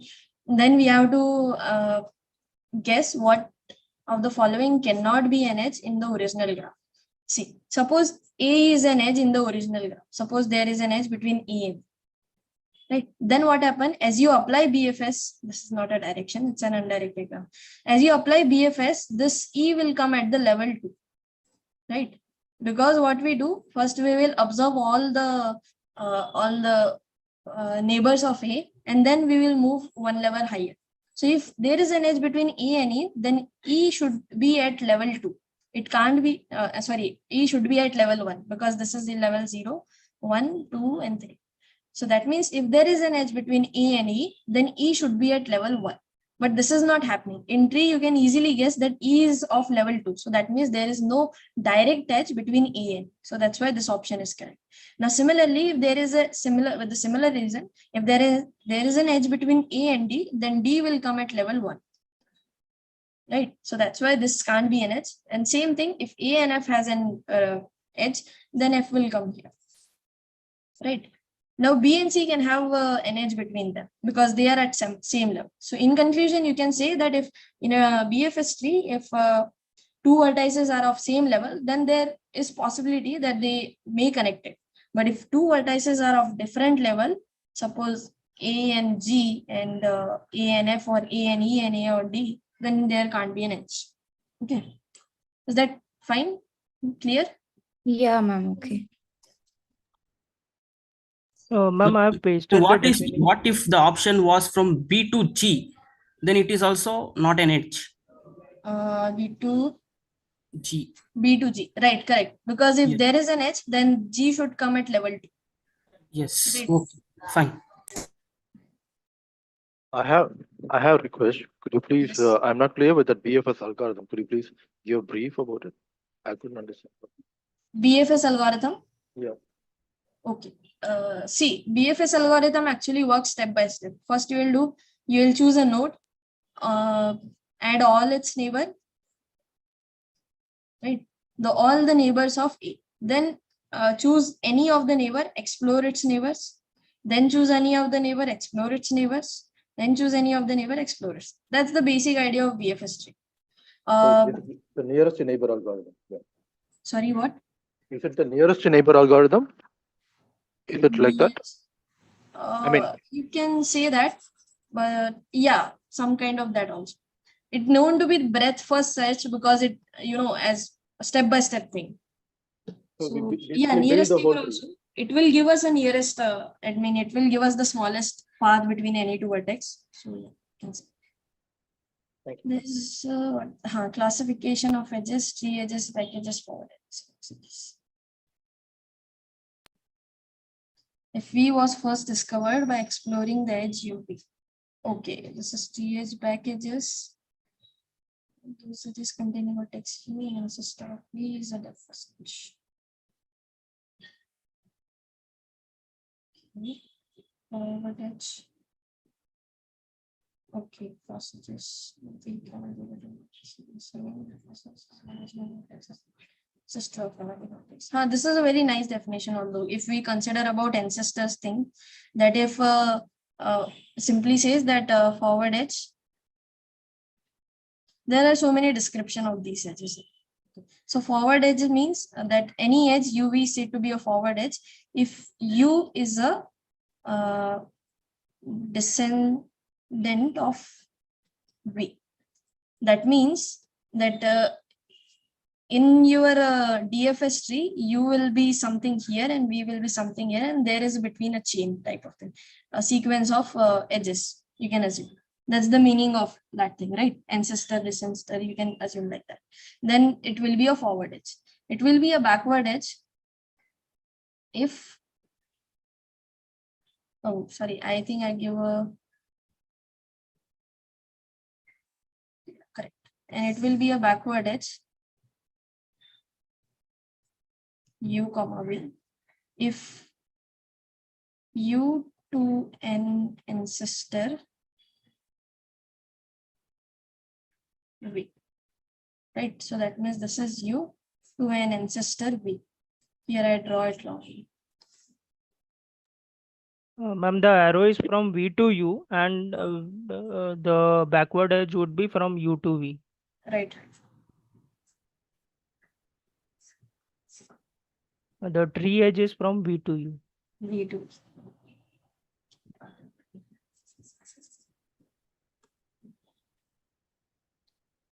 I mean, these red ones are the tree edges and the green one is the backward edge. And here, this red ones are the tree edges and this green one is the forward edge. Okay, so this ancestor definition is actually work. Yeah, it worked from me, so I think it's nice to.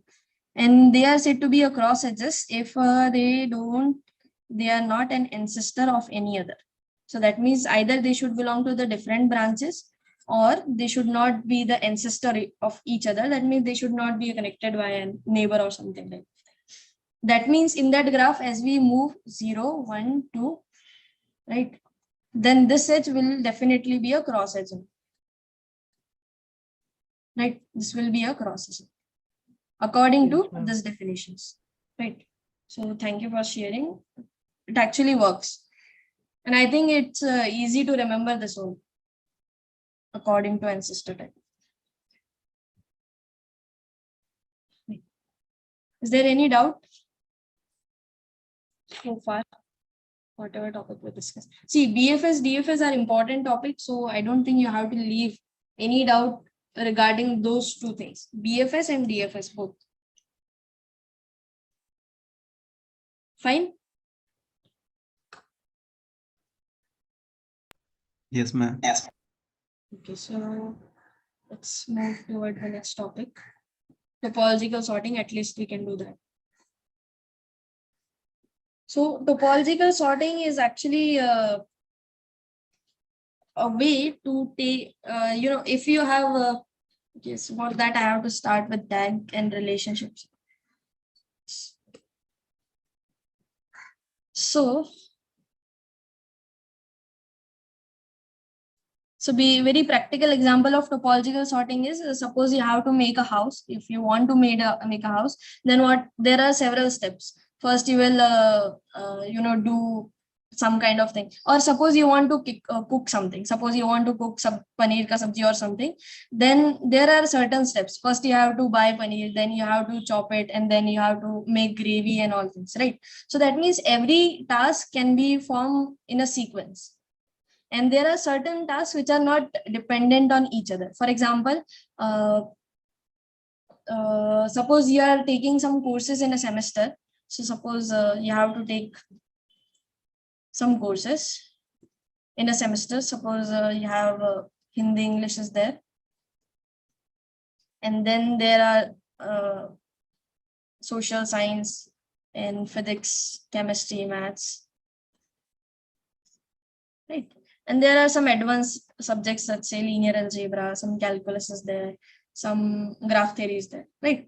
So now for there is one relation, there's a dependency relation among these subjects. That means if you want to learn these 3 subjects, you have to learn these 2 subjects first, right? So that means these 4 subjects, some kind of dependence on, have some kind of dependent on these two subjects, Hindi and English. Similarly, if you want to learn these 3 subjects, you have somehow to learn maths, basic maths, right? So that means these 3 subjects have dependence on maths, right? So whenever you have such kind of dependence thing, that some task is dependent on some another task. So that type of thing you can express via relation,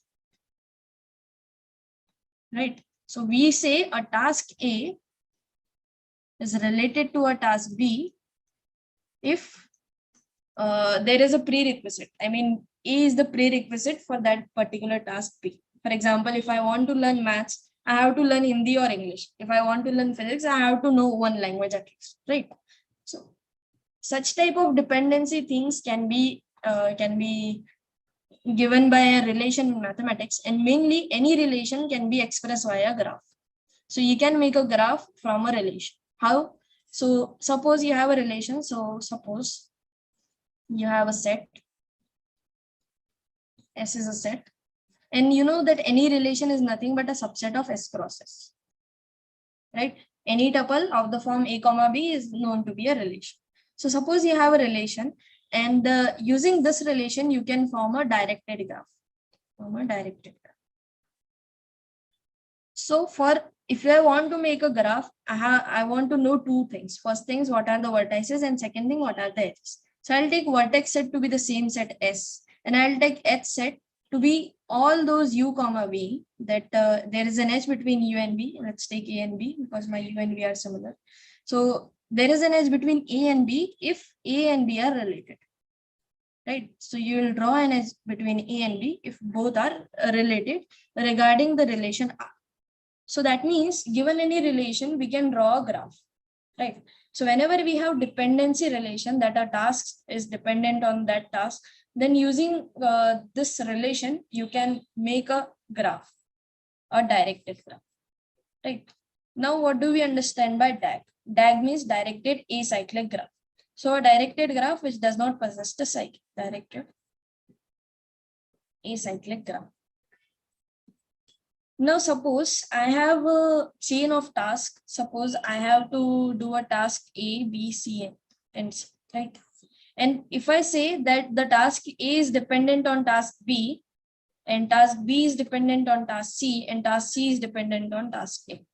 So if we have certain kind of relation where a task is dependent to another task, that task is dependent to another task C, and C is dependent to A. So in such cases, you can't finish any task before, there is no way to complete A, B, C at all, right? Because if you want to start A, you have to complete C. And if you want to start C, you have to complete B. And if you want to start B, you have to complete A. So that means such kind of scenario can't happen if you want to complete certain tasks, right? Certain number of tasks. So that's why we whenever we have a dependency relation, that relation can be formed, can be demonstrated, or can be what you can say converted into a DAG, directed acyclic graph. So now the question comes that I have certain number of tasks, I have certain number of dependency there. Now, if I want to find out a sequence in which I can make it.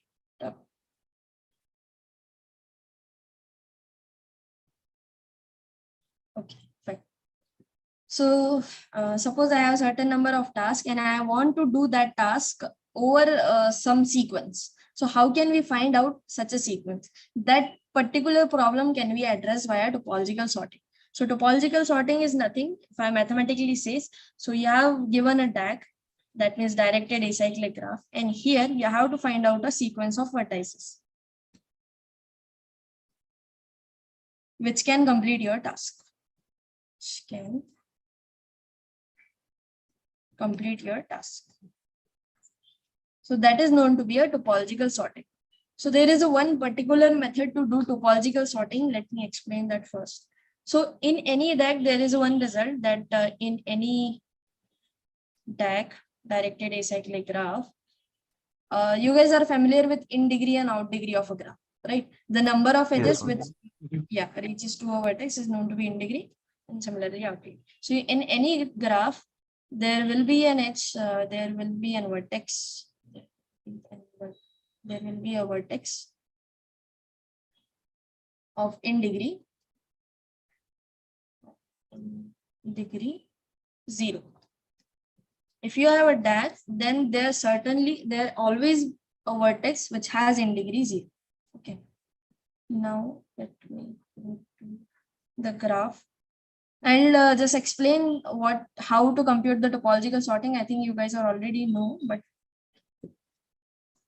no, you haven't discussed topological sorting, right? In the previous lecture also. Suppose this is your graph, whatever graph is given by a cell only. Series 1, 2, 1, 7, 7, 7, 5, 3 to 5, 5 to 6, then 6 to 7. So this is your directed acyclic graph.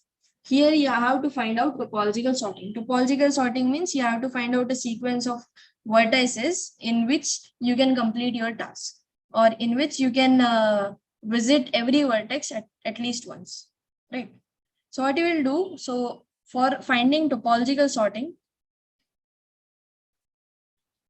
so what you will do, the step 1 will be find the vertex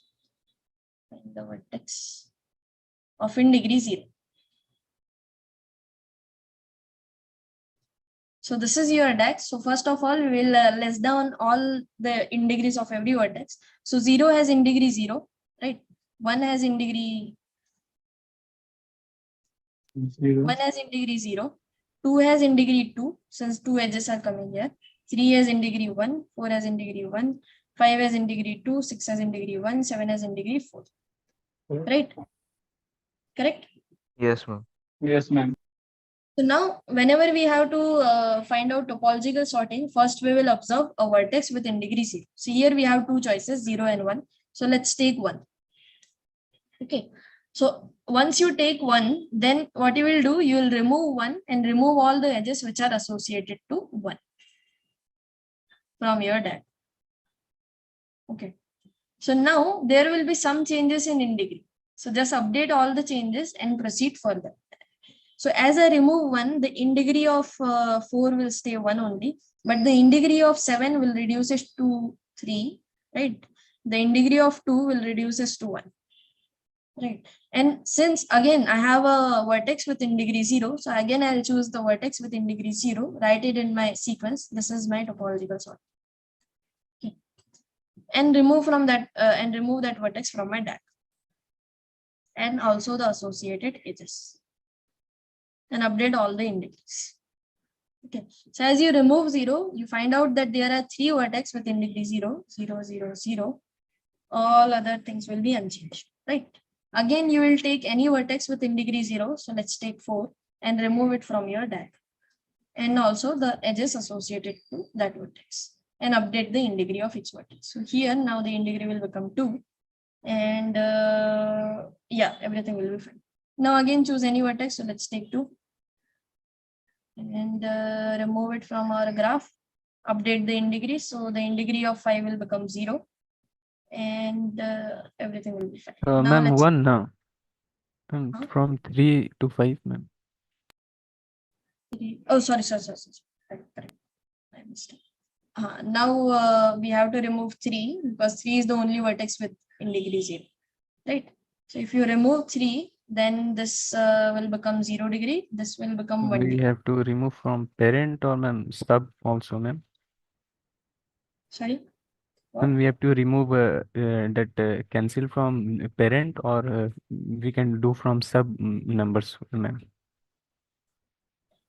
I'm not understanding your question. I mean, you have to remove 0 in degree vertex and all the associated edges, and then update in degree of every other vertex. No, I'm like you are considering 3, ma'am. That's parent node, and from there 2 number derive.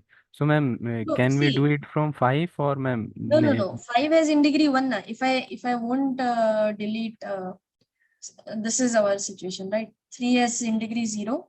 We have 5, then we have 6, and then we have 7, and there is a 1, right? So in degree of 5 is 1, in degree of 6 is 1, and in degree of 7 is 2. So we have to remove that vertex which has in degree 0. That's why I'm choosing 3. Yeah, ma'am. Because Suppose if there is 1, ma'am, above 3, that is 1 degree, ma'am. So can we remove from 5, ma'am? no, you can't remove from 5 at all. Oh, okay. Until and unless it's any vertex of 0 degree, that only you can remove. Other things you can't. I'm sorry, if my understanding here, the 0 degree, the kind of the root, am I right? The root node kind of thing. 0 degrees kind of? The root node stuff, because it doesn't have any indirect, any edges coming towards it. So that will be the starting point, am I right? Right. That's the thing we are using. So if we remove that, so it's not the case that the entire graph will get disrupted. No. That one, since we want a sequence of our vertices along which we can travel, right? If you remove this, so then only there will be a one edge, there will be a one vertex again with in degree 0. So that means we can remove. Could you please explain that once we remove the 3, so what will be the next step? What will be the case of the graph after this step? Yeah. So if you remove 3, then what happens? The in degree of 5 will become 0, in degree of 6 will stay as 1, and in degree of 7 will become 1. So you will add 3 in your topological sorting, and now 5 will become 0 in degree. So now 5 is your next choice. Then you will remove 5. So as you remove 5, the in degree of 6 will become 0. The in degree of 7 will still remain 1. So now you will choose 6 and then you will choose 7. So this sequence, whatever we get, 1, 0, 4, 2, 3, 5, 6, 7. This is our topological sort. And why it's not actually 7 instead of 5? Sorry, what? Why it's 5 after when we delete 3? Why it's 7? 5 is taking the prominence. Why not 7? Because 5 will become in degree 0 now. That's why. If you remove 3, you also remove this edge, right? So the in degree plays a key role here. Whatever in degree 0 vertex we have, right? So whatever vertex which has 0 in degree, that only we can remove. That's the process. We started from, see, whenever we have a DAG, we want to find out topological sorting, right?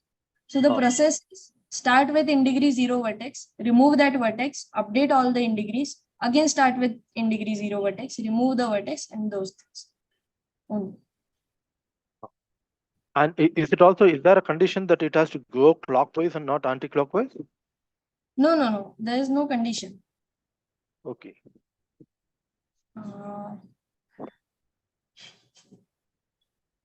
And the process is simply, see, step 1 will be that what you can say that yes, all the in degrees of every vertex, in degree of all vertex, right? Step 2 will be Ma'am, we remove. have to remove in degree of 0 only, or ma'am, like 0, then 1, then 2. No. 0 only. We will remove a vertex which has in degree 0. And when you remove that vertex, you also remove the edges associated to that vertex. And after that, we will somehow get a subgraph, right? And that graph will now have in degree 0 vertex. Okay, ma'am. Okay, ma'am. Are you getting my point? See, as we started from 0, right? 0 to 2 to 3. Understood, ma'am. Understood. Understood now? Okay. This is the topological sorting, and using topological sorting, you can find out the largest largest path in any DAC. Largest path means whatever the maximum length we can cover in a directed acyclic graph. So I'll come to that next. That will be the longest path. Longest path. And you have been explaining the steps. Could you please complete that? The step 1 and 2. That. This one? No, the previous one. You were explaining the steps.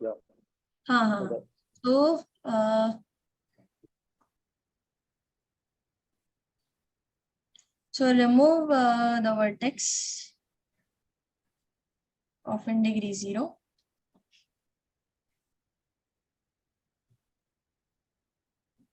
Also, edges associated to that.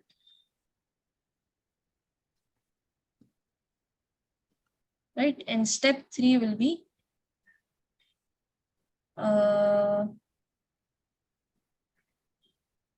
what we can say, that rectify or the change the in degree of all vertex. I mean, change or you can examine or observe the in degree of all vertex. Whatever changes is there, make the required changes. And then again, step 4 again, that find an in degree of, find a vertex of in degree 0.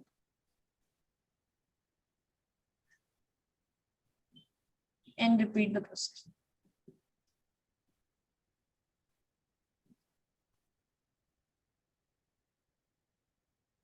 So that's the thing. First, you will find out a vertex of in degree 0, remove it, all its edges, update all the in degrees, then again find out the vertex with in degree 0, remove it, and all those things, right?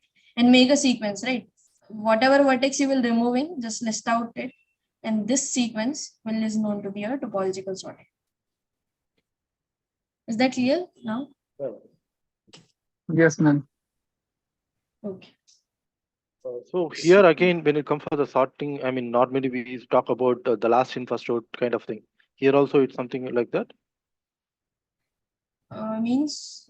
Normally we have it in sorting and this thing, stack and all this thing. We talk about first in, last out, last in, first out. No. Here there is nothing like that. Topological sorting is basically a sequence of vertices along which you can travel a graph. That's all. I mean, physically, it actually gives us a way to do particular tasks simultaneously, but mathematically, just a sequence of vertices along which you can move your graph or travel your graph or something like that, right? And that will be the longest path. No, that won't be a longest path. Using that, we can determine what is the longest path. Okay. That need a little bit observation. Okay. Thank you. Yeah, but topological sorting is important. You should learn how to find out the topological sorting of any graph. Okay, so I think I'll stop here now. So week 10 is completed now. Week 11 we have and week 12 we have. Week 12 does not have that much content, but week 11 is a little tough. Yeah. So I'll request you to at least go through the lectures itself. I'll also prepare for week 11 because it's, I mean, they all are algorithms, right? You can miss a point there. How to compute. This is also an algorithm to find out topological sorting. What you have to do. It's a repetitive thing. Once you understand the basic step, that step you have to follow in every step. So the basic idea is what? We have some larger picture. We will do something on that larger. I mean, we try to cut out something and make a smaller picture. And again, we'll try to cut something and make smaller, and reach at the fine stage. And there we will apply algorithm. That's the basic thing we always do in graph theory. Okay. Any doubt so far, DFS, BFS, or topological sorting? No, ma'am. Okay. Wanted to ask one thing from the practice assignment only.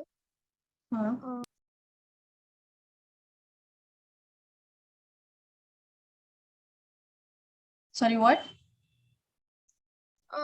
Actually, I'm sending one file in the chat box. Okay. Ma'am, while she's sending the problem, I have a question which is not related to the topic, but also related to the classes. I'm not going to attend some of those classes, and then I see there is a meeting recording in the calendar invite, but that's not accessible to us. Okay. Yeah, you have sent your email ID to me, right? Yes. So I will send it to the support team. They will contact you. All right. So ma'am, here as you said, edge can be made like on the vertices that are on the same level, right? Here 7 right. and 10. How can we make like our edge here? Okay, so suppose we obtain the following. This is not BFS, this is DFS. See, that's the difference. Achha. This is DFS tree, right? DFS tree won't work like that. DFS tree says it chooses randomly. It chooses any neighbor you want to take. Suppose in your graph there is an edge between 7 to 10, right? So DFS tree what it does, so it go from 0, start from 0, go to 2, go to 7. Now from 7 you have two choices. You can choose 9 or you can choose 10. So here he chooses 9, right? And that's why this graph came into picture. So that's the difference between DFS and BFS. If it is a DFS tree, then level obviously does not matter. Okay, I'll note down your email ID. Yes, sorry, what? So like why from 0 to 4 we can't make an edge? From 0 to 4. Or 1 to 4. 0 to 4, right? So in case of DFS, like what's the case to look at? Is there any rule like DFS? BFS has rules that the level should maintain, but DFS does not have any rule. Let's see why we can't make an edge. Which of the following cannot be an edge in the host? 1 to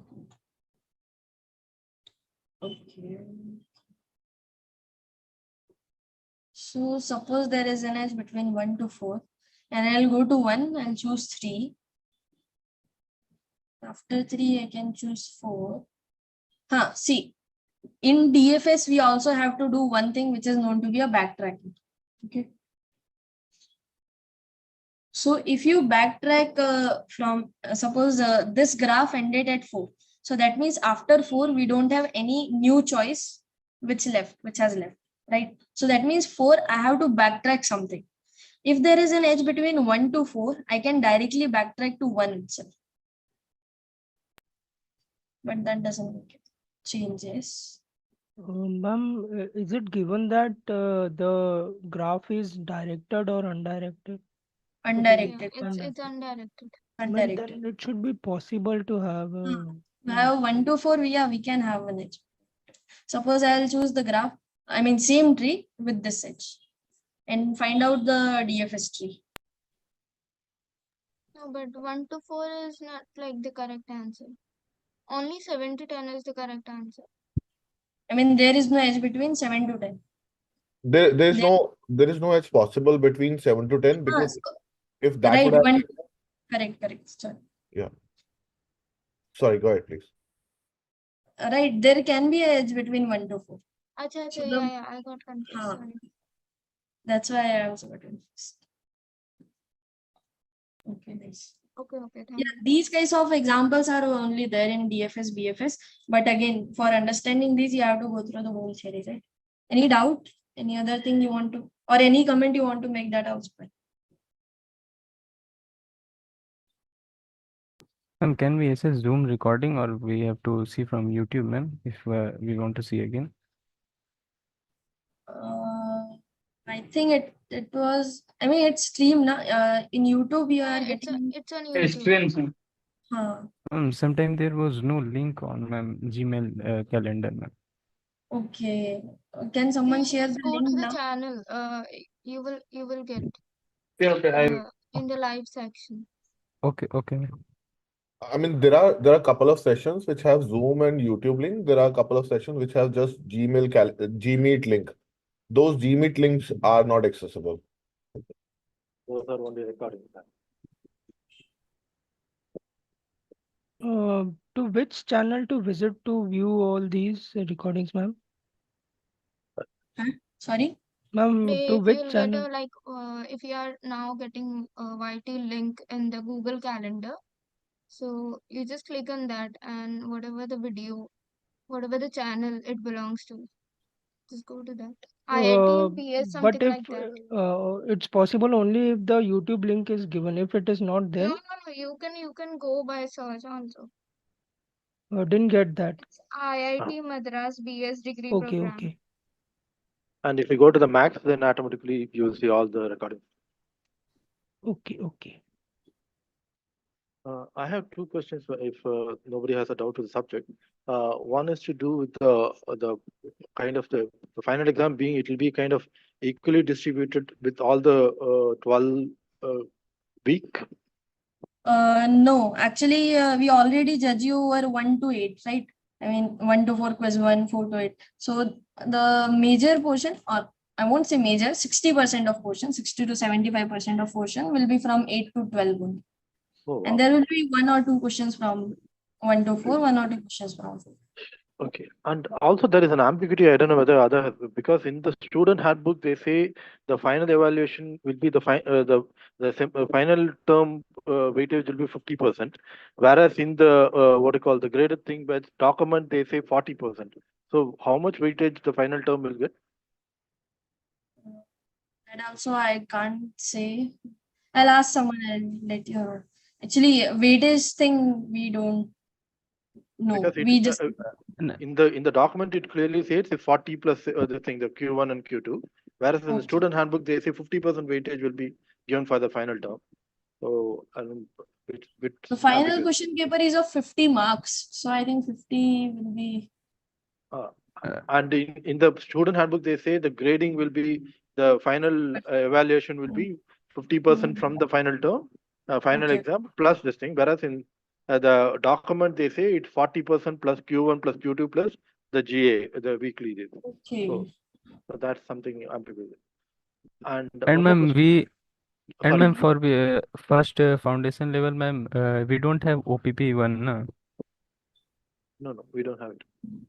That's from second semester. With regard to the this thing, when we have the final term, when will we have the next round? Could you please let me know? September? No, September 1st is the final exam. So when will we start the next term? How many days gap? So you can count it on 3 months per term. So if September we have next 25 days. 25 days, yeah. 1 month gap will be there at most. Oh wow, okay. End of September will classes start. Oh, right. Oh, we will start by September itself. Thank you. Thank you. So okay. So you guys are all, I mean, first time learning graph theory, right? Yeah, ma'am. First time. How are you feeling? Good. Nice. It's a little bit, I mean, it's very applicable. You should know graph theory. And interesting, ma'am. Interesting है. अभी पढ़ा नहीं ना इसलिए. Just go toward all the algorithms. I mean, it's a little confusing, but yeah, very useful, very helpful. Yeah. But from 8 to 12, I think there will be the topics between the different, all CT, stats and max are kind of overlapping. Yeah. Right. Okay, so that's all for today. Thank you guys for joining. Thank you. Thank you. Have a nice day.